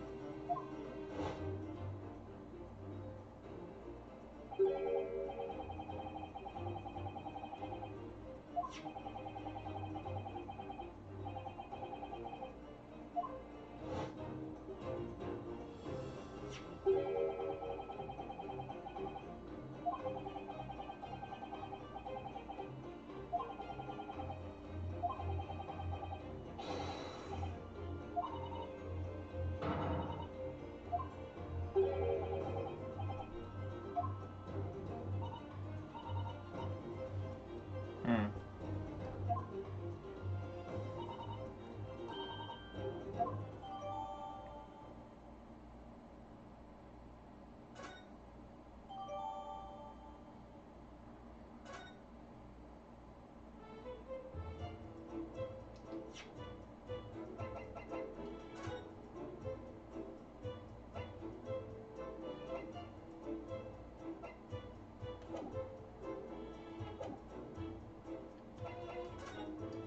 Turnsabout. Nope. I think we want to go visit the hospital now.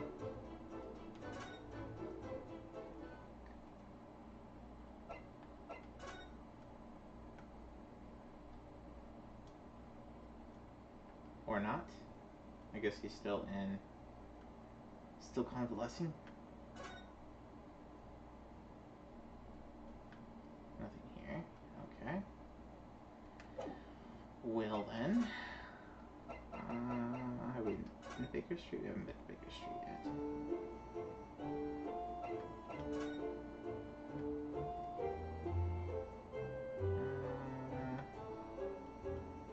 Maybe we have.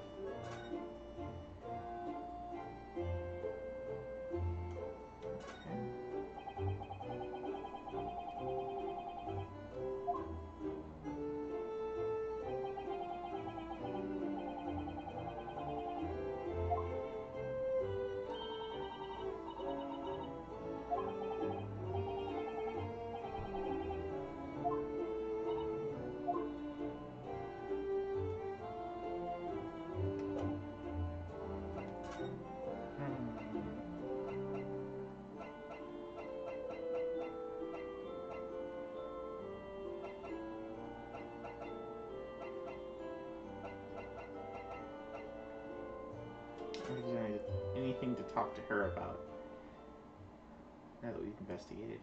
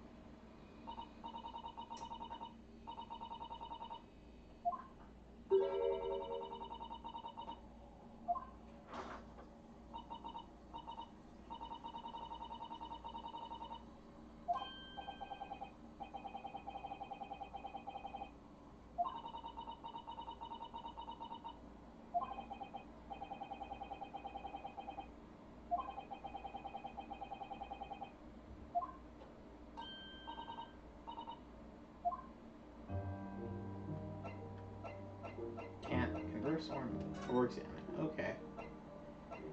I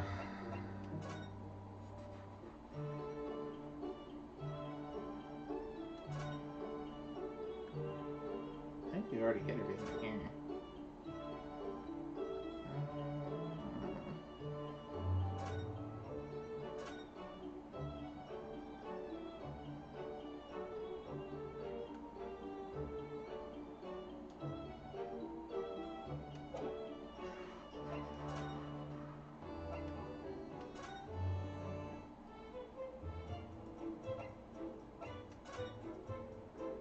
I don't think there's anything relevant to the case in here.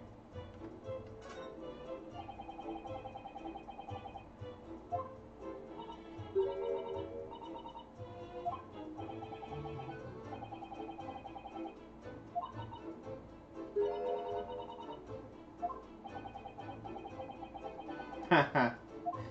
Dad jokes. Dad jokes for the win.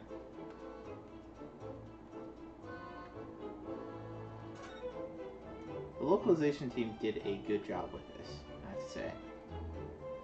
There's a lot of games where the jokes just don't make it across and they don't have any kind of localization equivalent. And there's a lot of games nowadays with, especially like, NIS America is getting kind of a bad reputation for it. And XC too, which is sad, because XC used to be like one of the gold standard companies. But they'll start putting a bunch of stuff in their games that's like, they try to equate, is it like a Japanese gal accent to like, a Valley Girl preppy, which it's kind of like opposites, but yeah, I don't know if you've come across that kind of stuff in like JRPGs, but I don't know. I might just be kind of a little autistic and picky about odd things. I'm not sure where to go now. Definitely not there. There was nothing there. Did we miss something in here? Are we supposed to present something else to the, no? Maybe present this.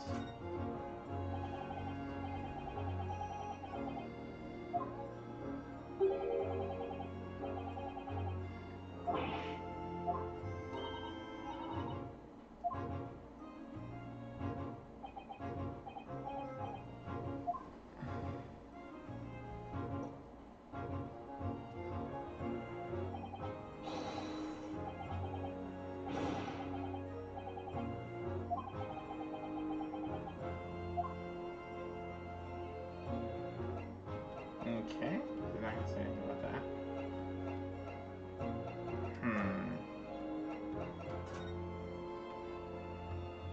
Can't move left or right. Examine that. Examine that.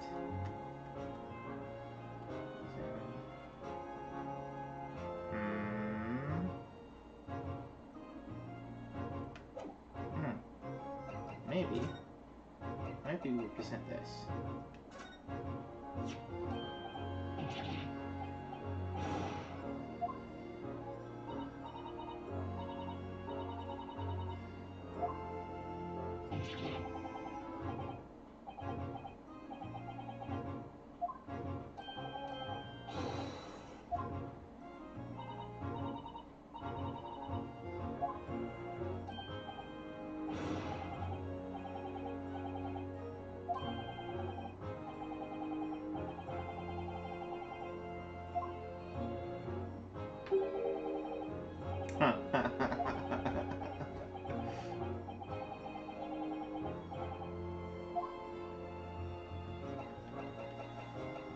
Okay, that didn't really do anything for the case here.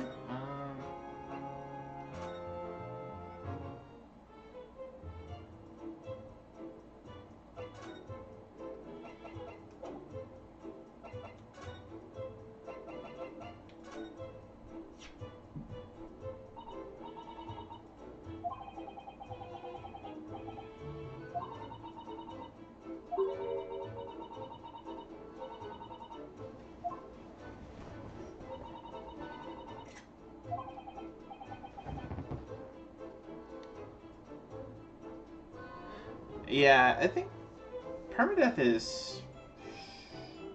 I don't think there's many games with permadeath as far as SRPGs go. Maybe like, what was it, that, Valkyrie something something? There's a Sega game that's, it's not... It's almost more an action RPG the way it plays. But if your soldiers die in that game, they die forever. I can't think of any other games where it's permanent. I don't think it was permanent in Front Mission. Maybe? Maybe it was permanent in Front Mission. Yeah, me too. There's like no room for error. Though, I guess it does kind of make some of the story beats a little bit more meaningful if you have like characters that can die just through combat and then not show up for things later in the game, which the Valkyrie, is it Valkyrie? No, not Valkyrie Profile. That's a different game altogether. Why can't I think of the name? That's gonna bother me all night.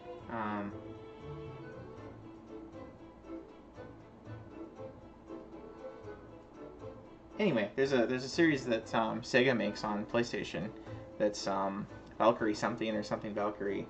That's like you have tanks. It's kind of like World War I era. Your main character is kind of this sort of a tactical genius, but a little autistic. And the main squeeze, the main heroine, is sort of secretly this demigod. Like she doesn't even know that she is.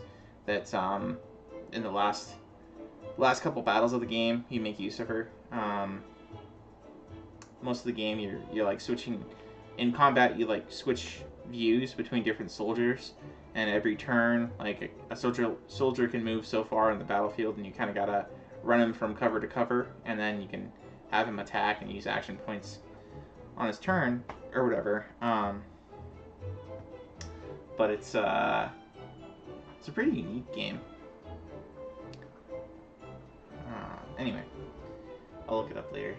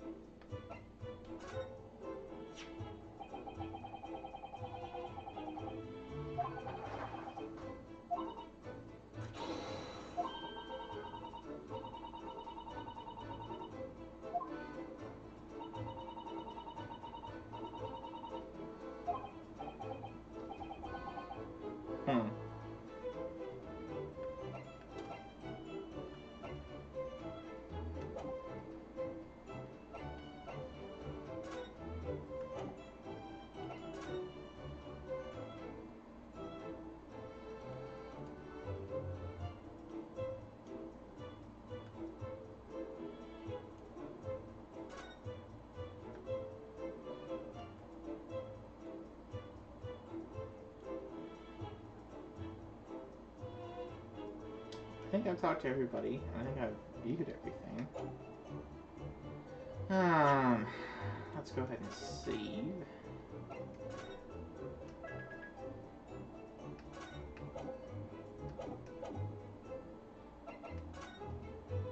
Okay.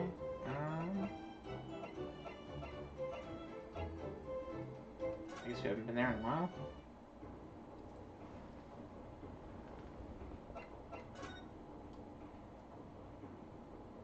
Look at that, look at that, look at those. Look at the shelves. Alright, game, where am I supposed to go?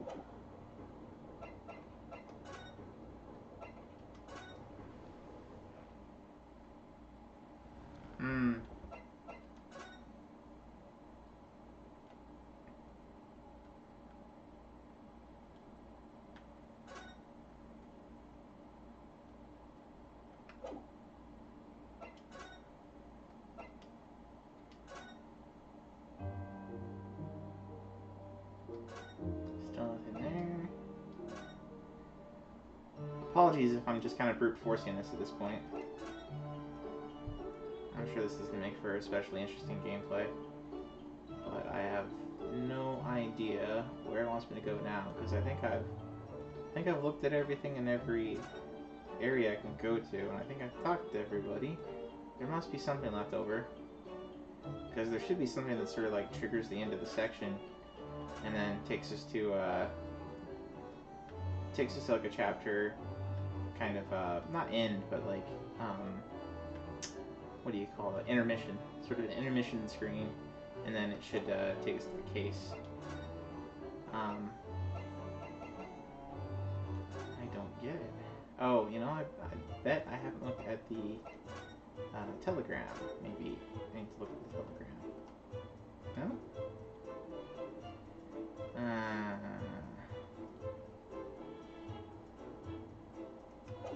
Is anyone to talk to here? No.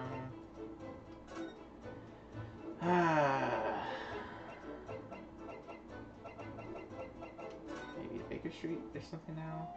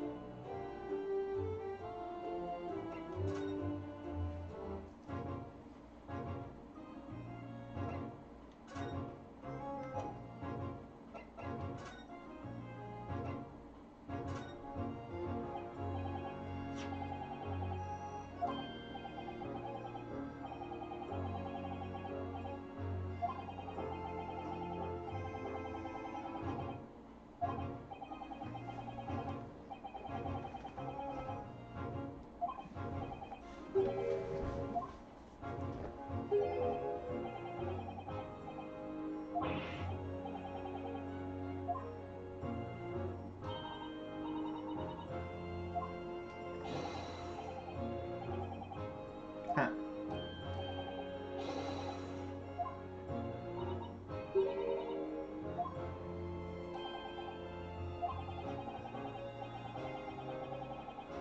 Oh, okay. So the other box thing is not the same box as what had her.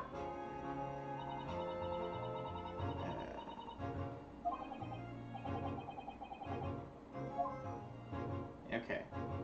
So it's not the same. I was thinking that other ticket was the one that was from her lock, but no, that was the other thing that was in the other pocket of the overcoat that she got. So one thing, it had a metal disc, which was like a for a music box, kind of like a 19th century era vinyl thing, and then okay, this is something different.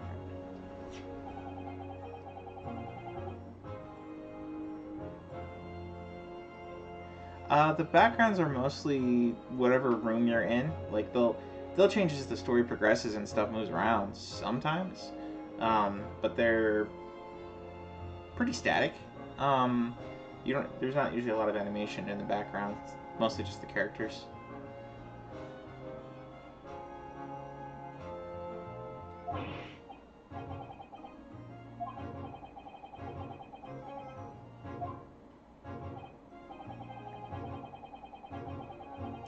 Um, if I, saying it, it does, a little bit like they're aiming kind of low graphic wise, but this has kind of been the style for visual novel games for practically forever.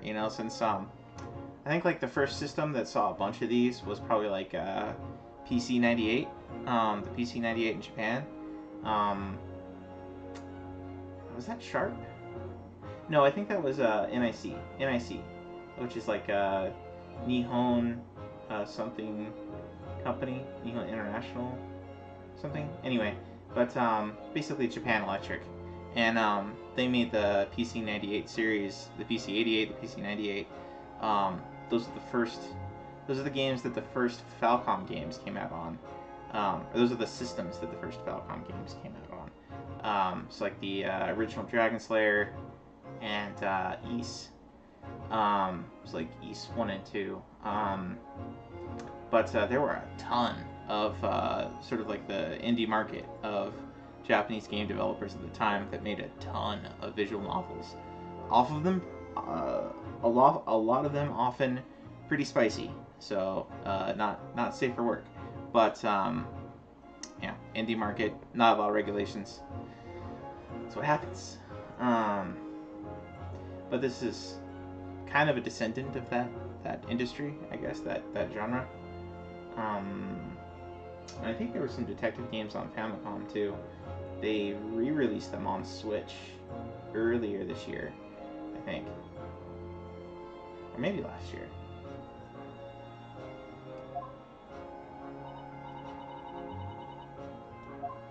Anyway.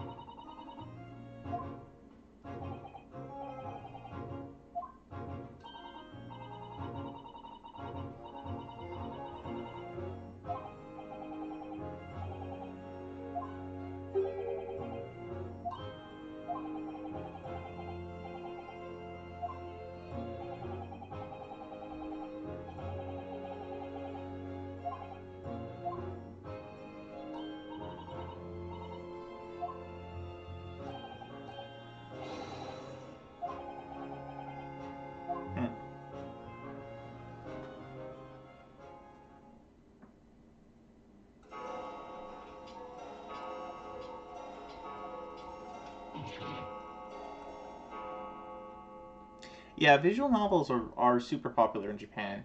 Um, I don't know that any particular one of them necessarily sells a ton, but as a genre, it sells a lot.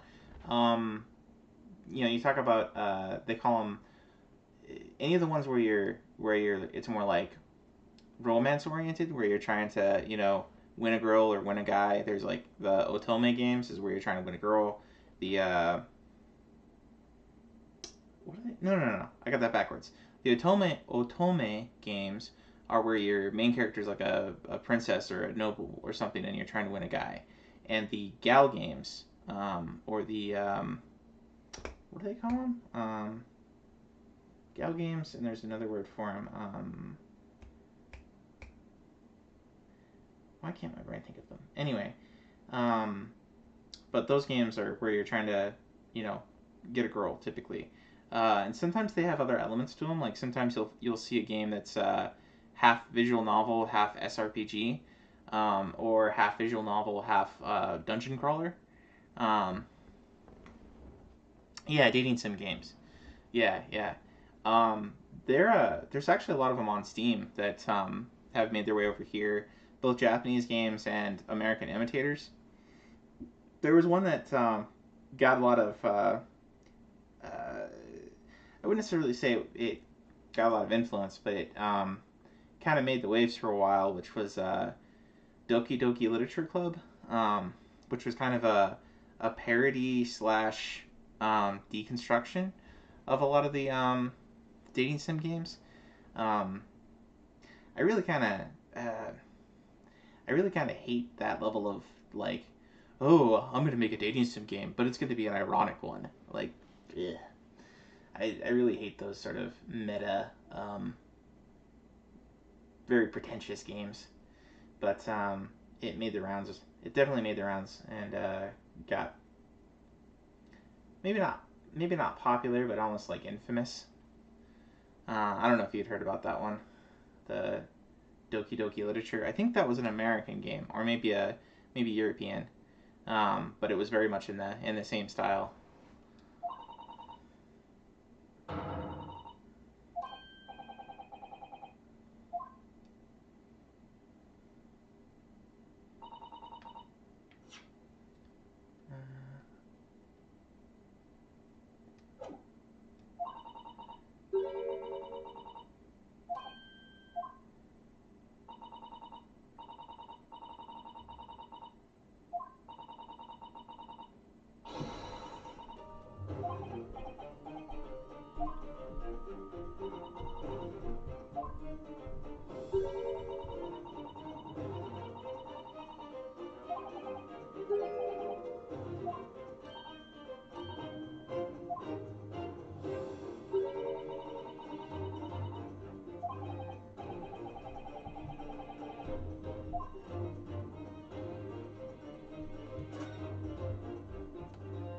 Is it gonna let us examine stuff here?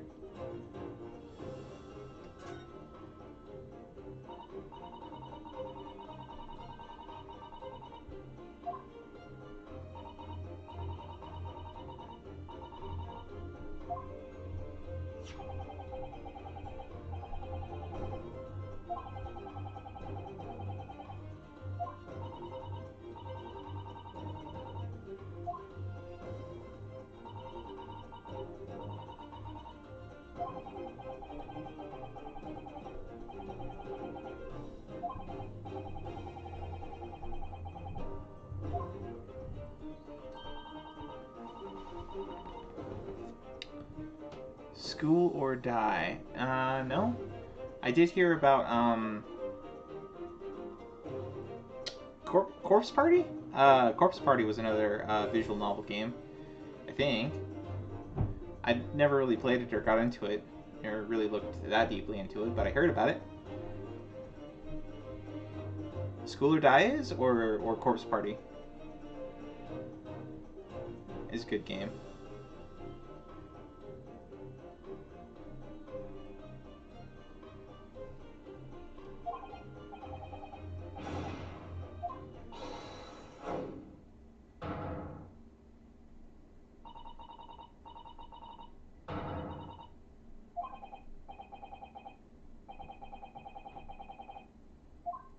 Oh gosh.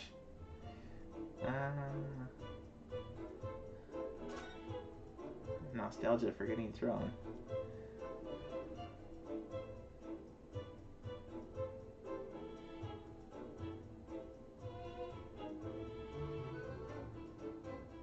Ah, interesting.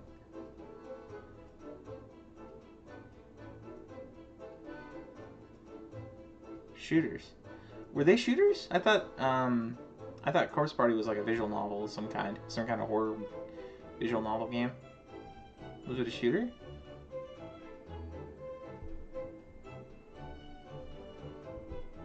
Oh, I see. So shooters are just your favorite genre.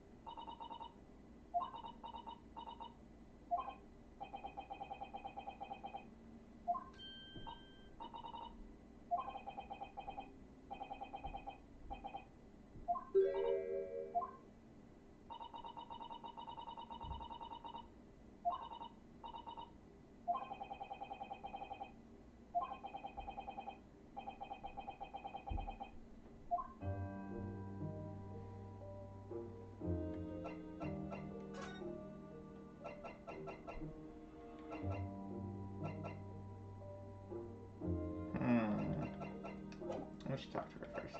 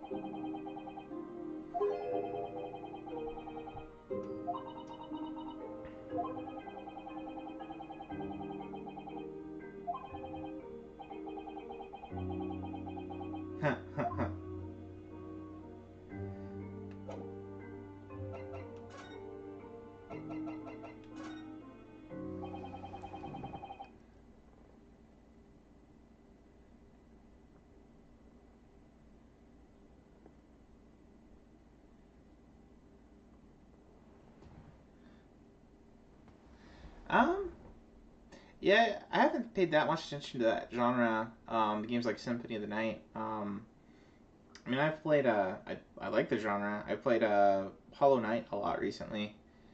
Um, and I think Salt and Sanctuary was another good one. There are a lot that do, at the very least, start on Steam, and then they often get ported afterward. I want to say Switch has gotten quite a few of them. We were talking about that the other day, right? Like, I think it has Hollow Knight as well now, and I think it has Dead Cells and obviously Metroid Dread. I think Metroid Dread isn't any on. I don't think they're porting that one anywhere apart from Switch. But yeah, there are a ton of indie games that are not ported yet. They might be later, but yeah. Symphony of the Night was a good one.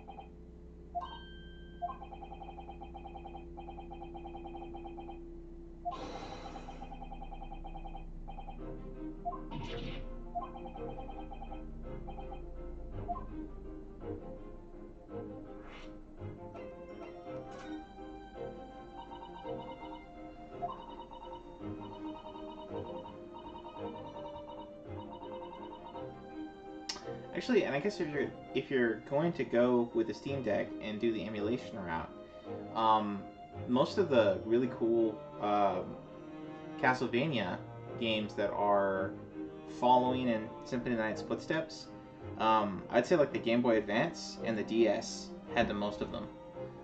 So like there's Circle of the Moon, there's all the ones where you play. There's this character that's kind of like Dracula Reborn, but he doesn't know it. That's like a real pale skinned dude. It's not Alucard, but it's like man, I'm forgetting all the names. So it's been so long since I played those games. But Soma, yeah, Soma Cruz, yeah. He had I think there were 2 or 3 games with him. At least I think the first 2 were on Game Boy Advance, and I think maybe a later one was on DS. 3, okay, 3 of them on Advance. And then there's oh yeah, there's another one that is by one of the guys that did the Castlevania games. He broke off from Konami and he made one with a Kickstarter, Bloodstained. And I think he made a sequel even, maybe. Or maybe it's just DLC. But Bloodstained is on Steam and it's on... I'm pretty sure it's on Switch, too. But that one's been well received, from what I understand. I haven't played it yet. But I think I have it on. I think I have it on PlayStation 4. I think. I'll have to check.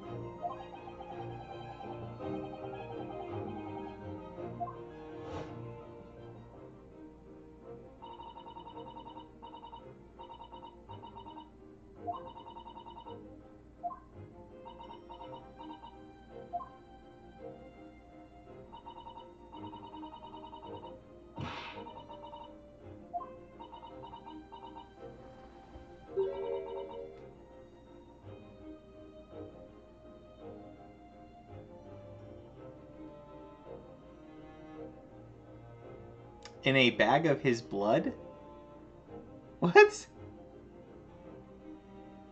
Okay. I guess that would make it literally bloodstained, but that's a weird option.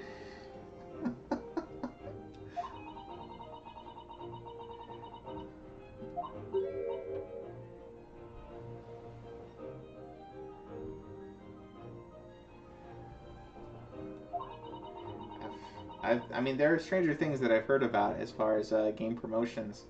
I think one of the weirdest ones was a God of War thing where they had like this whole, they put on like this whole feast festivity thing where they tried to make it like very pagan, and they had like a giant goat's head, and they were serving like they like butchered a goat and served it there at the event, and it was like this weird press event in Europe or something that Sony carried out. And all the game journalists were like, "What the heck are you thinking, Sony?" So that was kind of interesting, but nah, I don't know if that's weirder or not than sending a game in a pack of blood. That's, yeah. I believe you though.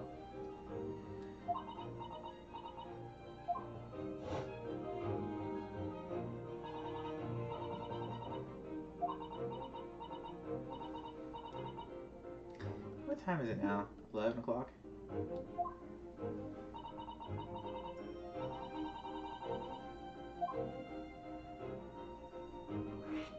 I think once this gets to the court case part, I'm gonna call it and then swap to a different game.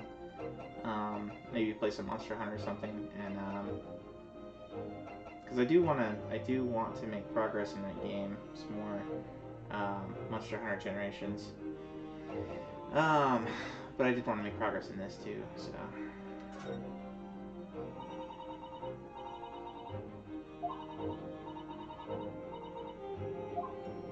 Oh, sure. Tsundere girl.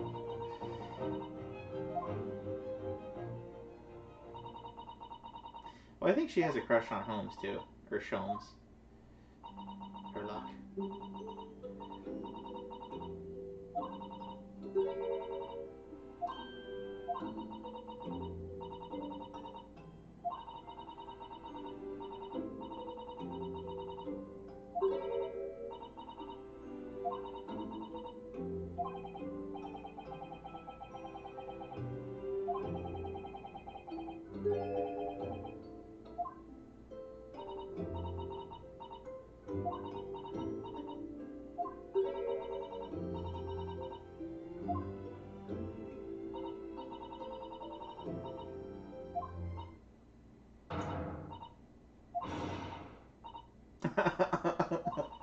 Too much bush.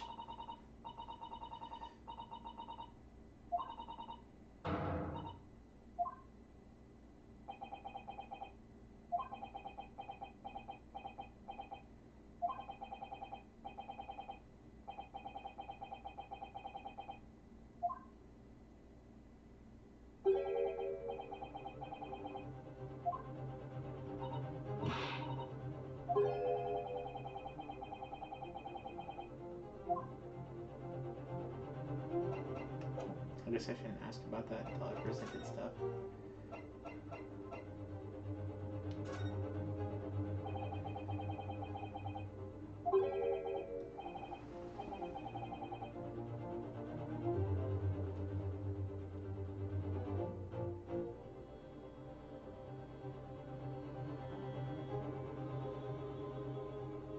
Huh.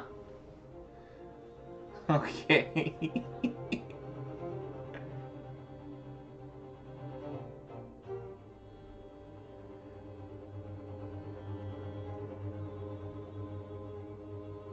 Gotcha. So is that like a secret stretch goal is what they made it out to be?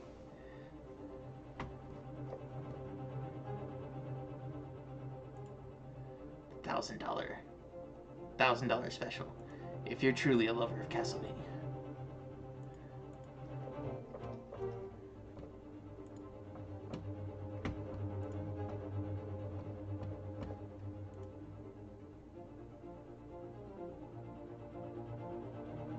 Oh, interesting. Now I'm more. I have another reason to play it. Then I'll keep a lookout for it if I play it.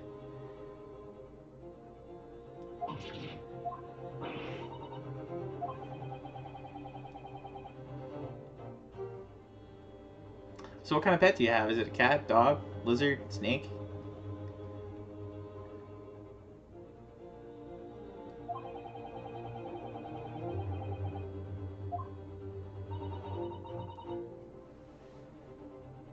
Aha.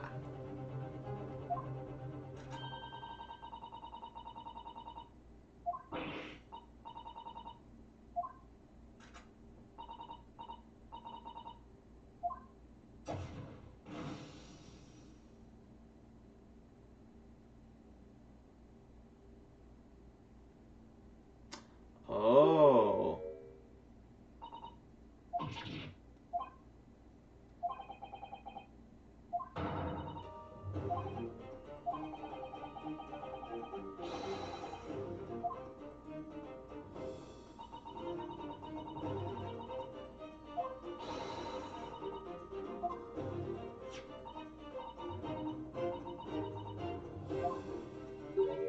Thrice-fired Mason. 2-month-old blood.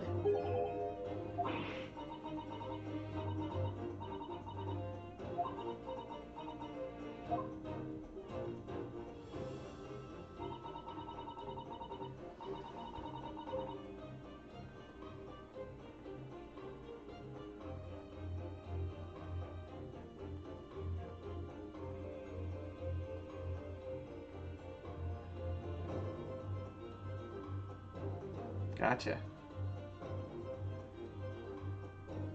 Well, I mean, everybody has their favorite games. Like, I could probably go off on a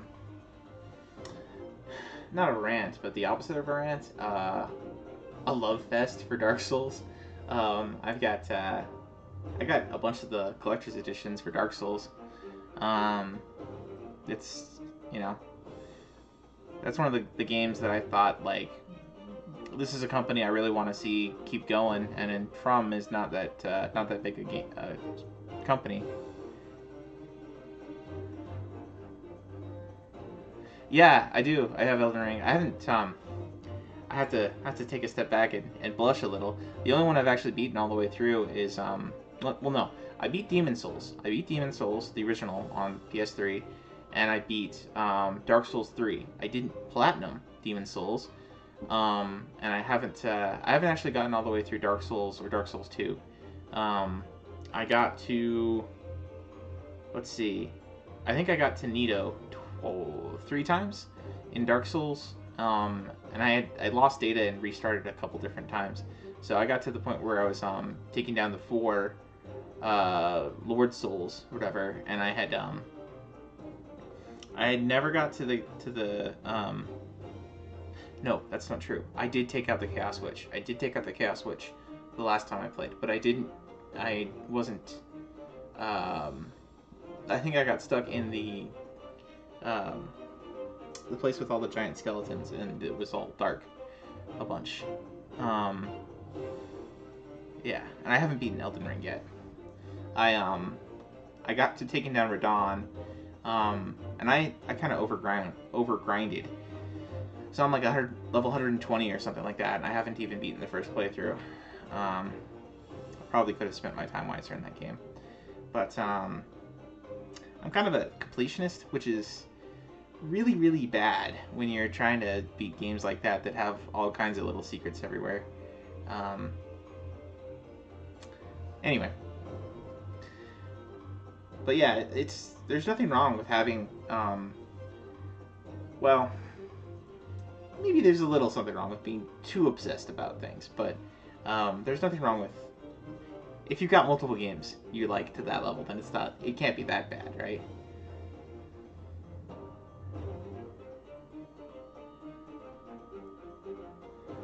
At what? Level 329? Am I reading that right? 329? 329 hours or 329 levels?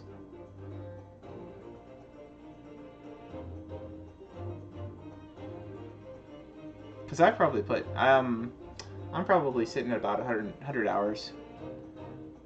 Oh, okay. And I think I'm level 100 and, well, probably actually level 130, 140 now. I got through and explored, let's see, I beat Radon, explored a bunch of, I think it's the Altus Plateau. I think I've explored almost all of the magic area before that, the lake area. Definitely, I think I'm pretty sure I got everything in that first two areas, which are kind of the best areas in the game, from what I understand. Anyway, yeah, I didn't get to the point of I was right before the point where you have to refight the first boss, the first big major boss dude. He comes back in the Altus Plateau. It's not Morgoth, because I think he's the blood one, but his brother. Anyway, I gotta get back to that at some point.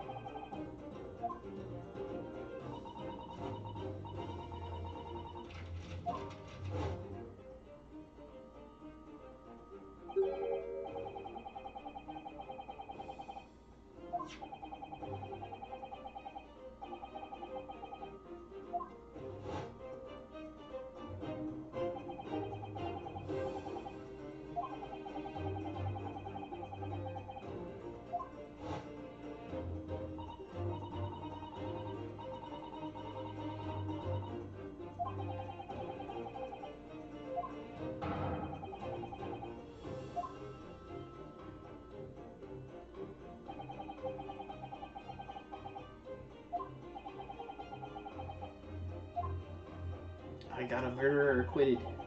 That's the deep dark truth here of the second case in this game.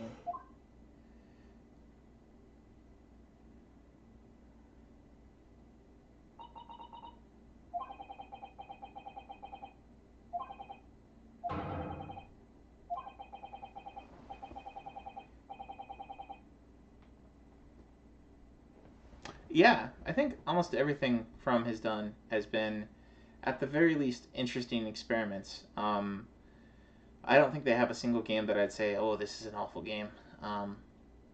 Even back to some of their old PlayStation games.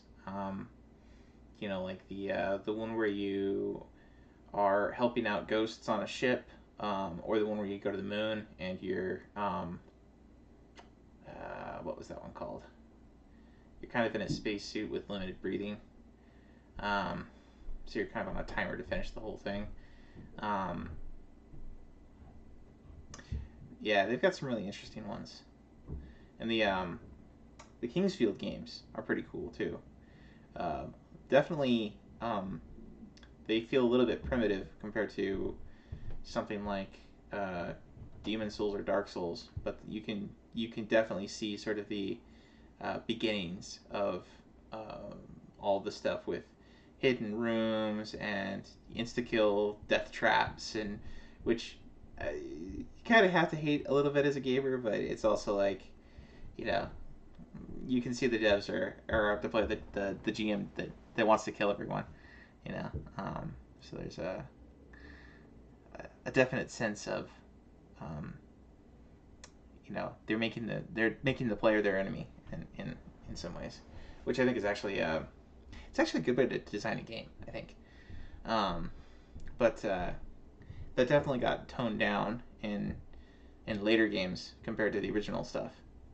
Like, I think Kingsfield is a lot more that way than Demon Souls or Dark Souls, and obviously more so than Elden Ring. They've all gotten a little bit, I guess, somewhat to their detriment. It makes it more popular, but somewhat to their detriment. They've definitely toned down a lot of the most, maybe the worst examples of unfair stuff. Insta kill things.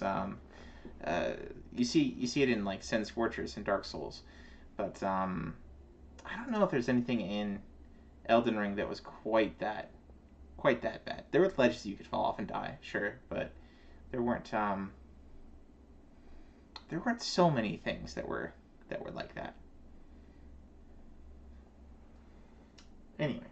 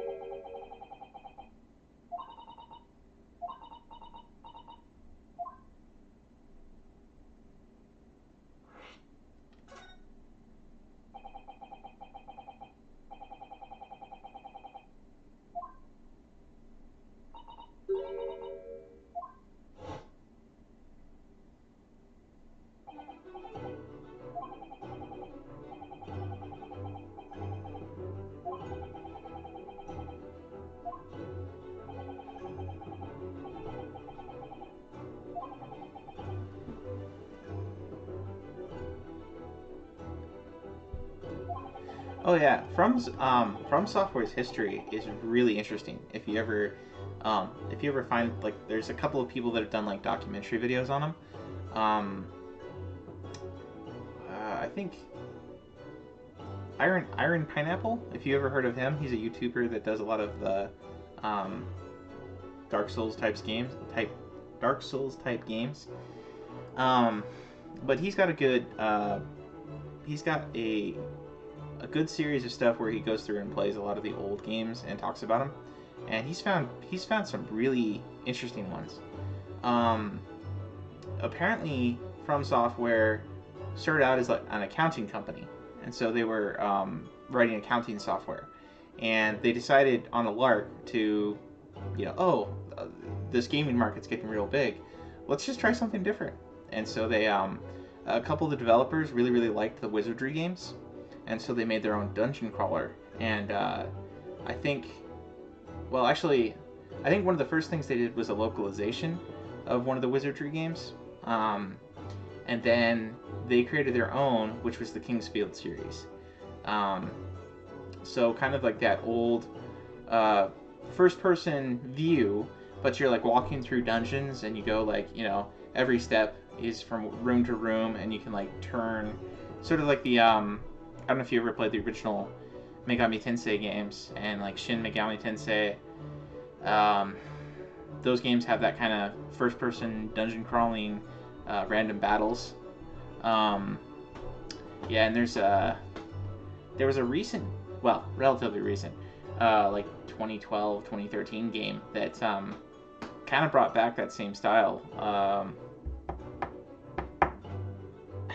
Man, my brain's not working. I can't think of these names of games.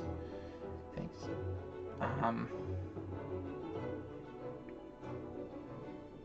Bring up Steam. See if I can remember it. I think it was like Cave something, or maybe Dungeon something. Nope, not Dungeon something. Cave something? No, not that. Castle something? No? Sword something? I'm just kind of guessing here.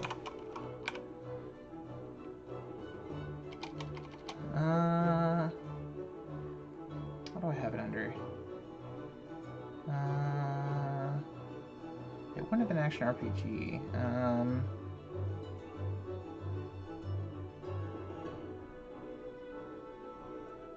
Adventure? No. No.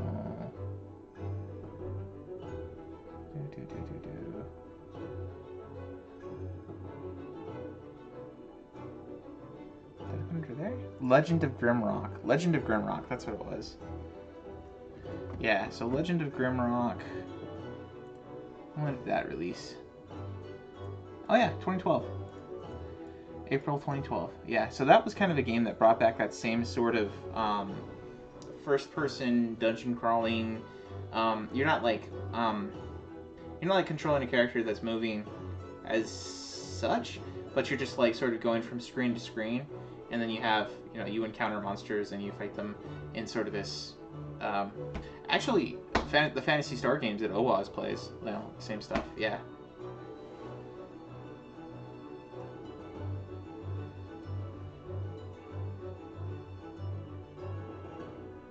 The one I'm talking about is Legend of Grimrock, is the game that came out that sort of has that same style recently. The games from Software that I was talking about are the King's Field games. I'll put it in chat here. So, and then the other one was King's Field, and they both have that same. Well, no. I should say, the Kingsfield games, you are playing a character more directly. You're not traversing. It's not quite the same as like Wizardry. That was the other one I was talking about. But Kingsfield is really interesting. If you ever check that out, I've never played it, but I've watched a lot of playthroughs. You can definitely see the DNA of the Demon Souls and Dark Souls games in it.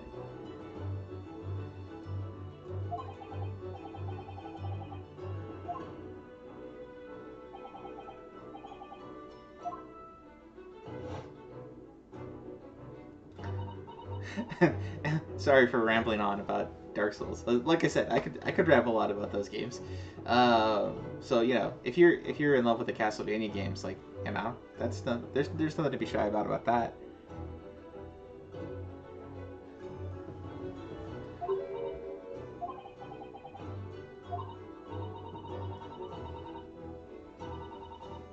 Or, I guess the other thing you could do is like Owaz. He was showing off all those different Sega systems he's got.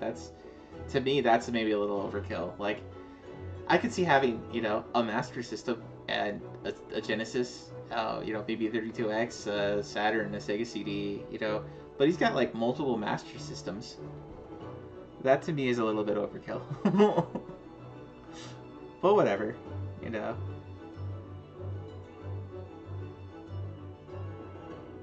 Hagane? Full Metal? Is that a retro game?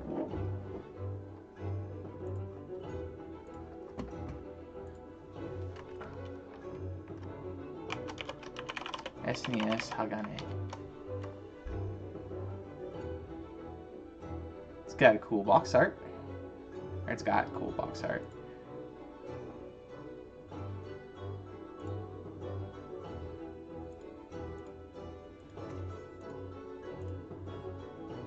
Looks like a looks kind of like Shinobi or Karate Kid, kind of, or maybe Narc, like 2D scroller. At least from the images here.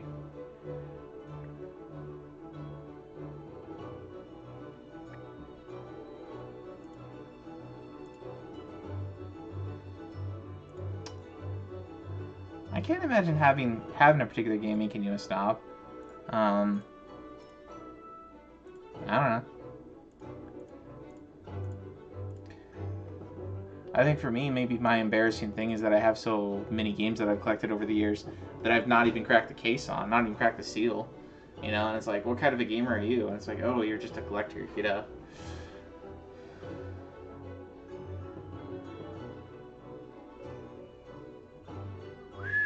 $1,700? Wow. Did you pay that much for it, or did you just find it and it's worth that much now?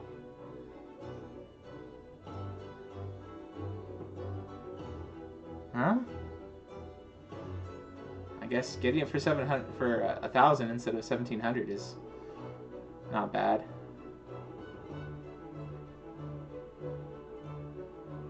Ah.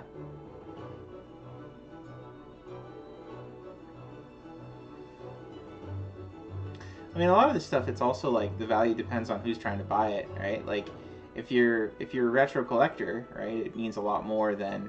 I don't know, we were having that conversation the other day. You know, you gotta look for the ex-wives selling their husbands' old stuff, or you know, mothers who are selling out their sons' stuff that's been sitting in their rooms or garages or attics.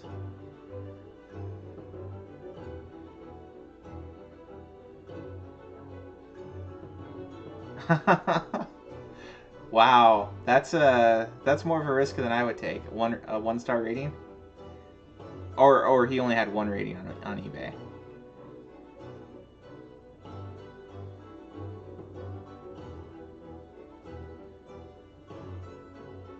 You do not have that in New York? Oh.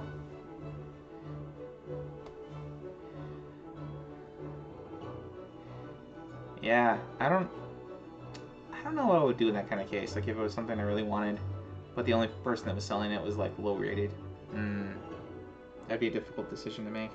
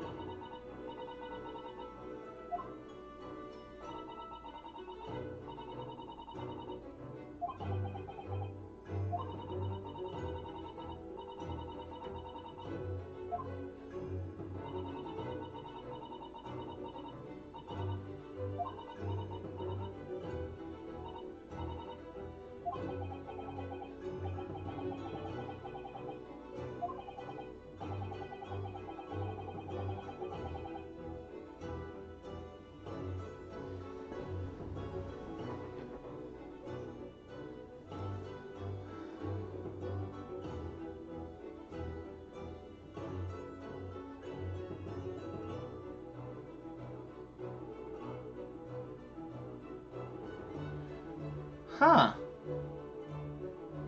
That's interesting. I know in like in some places in Japan, right? Like you have the Akihabara that has a lot of stores like that, but I wouldn't have thought that even you know in a place as big as New York that would be as much a thing. That's kind of cool, I think. I mean, it does make it harder to find really good deals out of you know garage sales or you know, moms selling stuff on moms or XYs or whatever selling stuff on eBay that they don't know the value of, or well, it's not valuable to them, we should say. But they're really just, you know, trying to clear up space. The space is more valuable to them in those cases. But it's kind of cool if you've got, you know, like a whole store dedicated to retro stuff and trading, and hopefully repairing too. We've got one place around here that's used to be GameStop, right?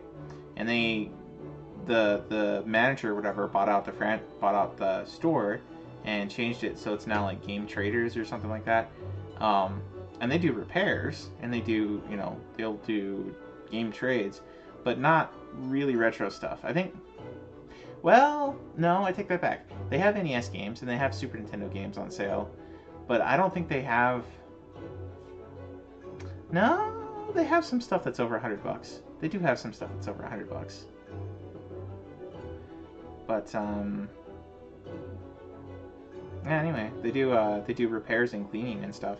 I've actually been thinking to myself, oh, I need to take my PlayStation over there, because my lovely brother left the window open when there was construction going on behind us, so you have all these wood particles in the air flying in, and he's like, oh, but it's so hot down here, and you know, so on and so forth. So he opens the window, and yeah, now the PlayStations down here are just sound like jet engines when they turn on, because sucked in all that gunk.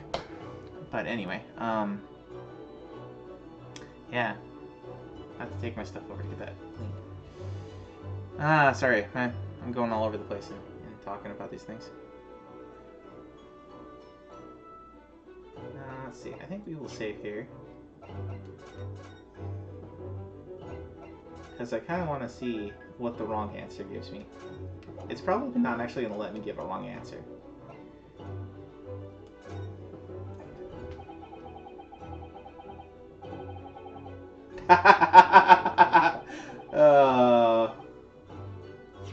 Really? What if I say I can? I can trust her.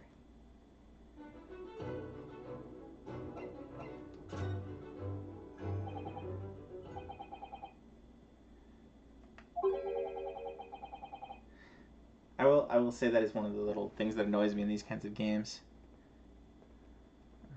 UPS when we play games. Yeah. Well, I mean, I guess this is the thing with streaming, right? Is interacting with your audience, right? That's more what it's about than just, you know, playing through the games. But this is definitely not going to be a speed run.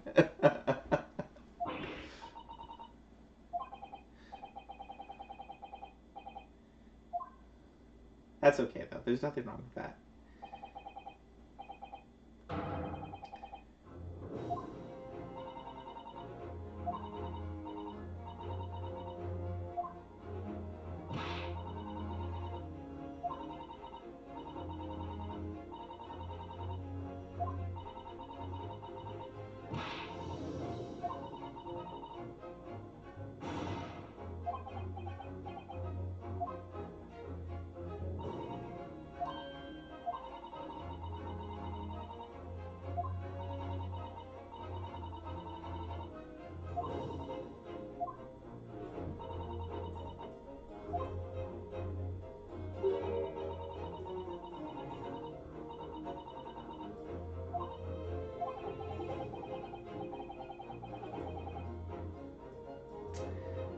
And now it's almost like there's going to be a joke here about never gonna give you up, never gonna let you down. Rickroll is my character going to be renamed Rick Astley? Oh.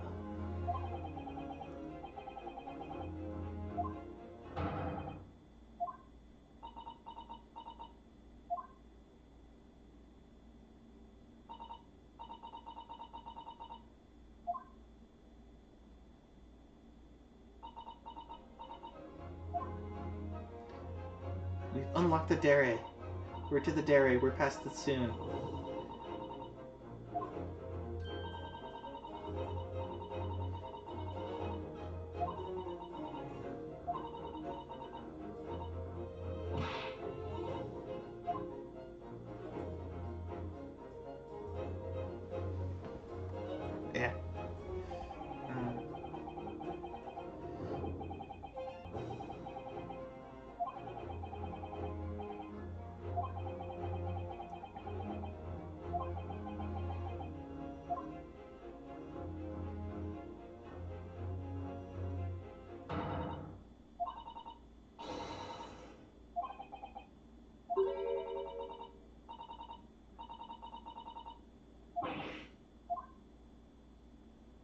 Is it her luck? It might be her luck. No. Ah, it's Mr. Gregson.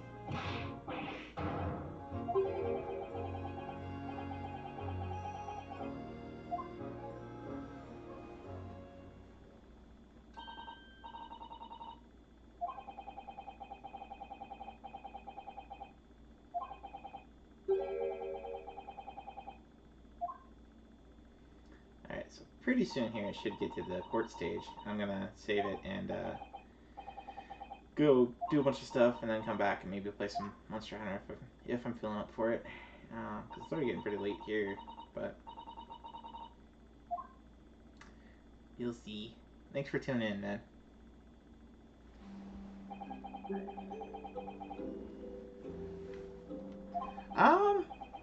You know, I think I might have pre-ordered it. I don't remember if I did or not.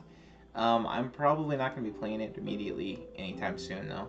I can't say I don't dislike the Pokemon games, but I'm not super enthusiastic about them, I guess. Like, I played Arceus, and that was pretty fun. That was kind of a fun step back in, because I think the game I played previous to that was probably maybe Yellow? I think I might have played Yellow before that. And I missed out on most of the Game Boy Advance games and the DS games. Just kind of skipped them. So I don't know. I was never big into like the multiplayer component of it, of like, you know, min-maxing your team and playing against other people. But I liked the storyline of it and liked kind of the idea of it. I don't know. I did get, I got Sword and Shield, and I got the new re-releases of Diamond and Pearl, mostly for my nieces. See if they would play those games. They've played a lot of Sword and a little bit of Shield.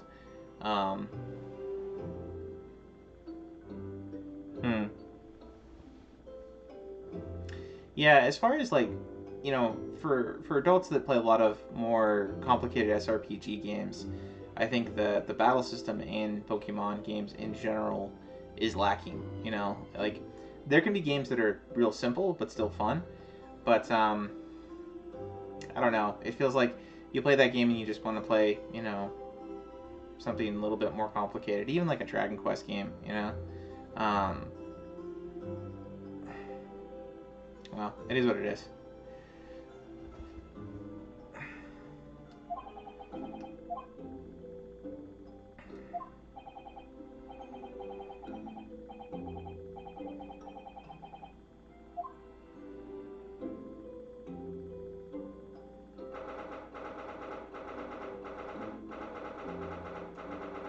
Oh, it's gonna keep going.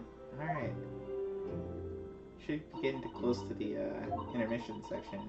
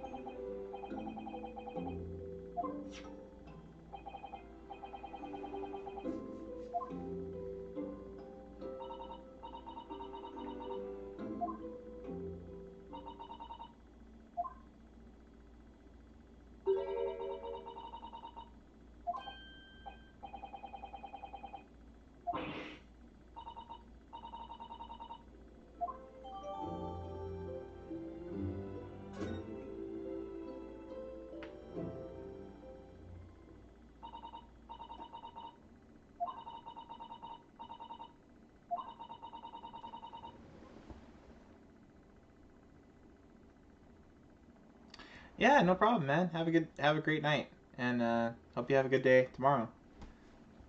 I'm gonna be, like I said, I'm gonna be calling it on this as soon as it gets to the intermission, which I thought was gonna be 20 minutes ago, but you know, c'est la vie.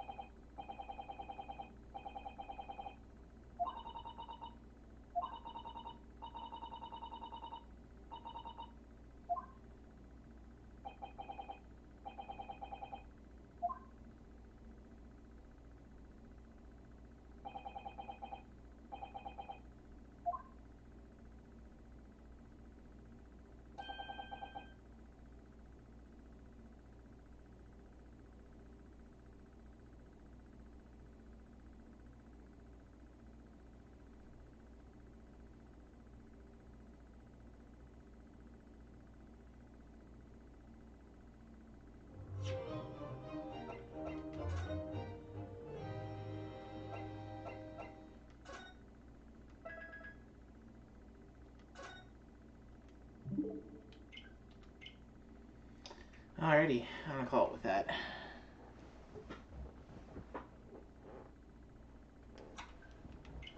There we go. Alright. If anybody else is still around, catch you later.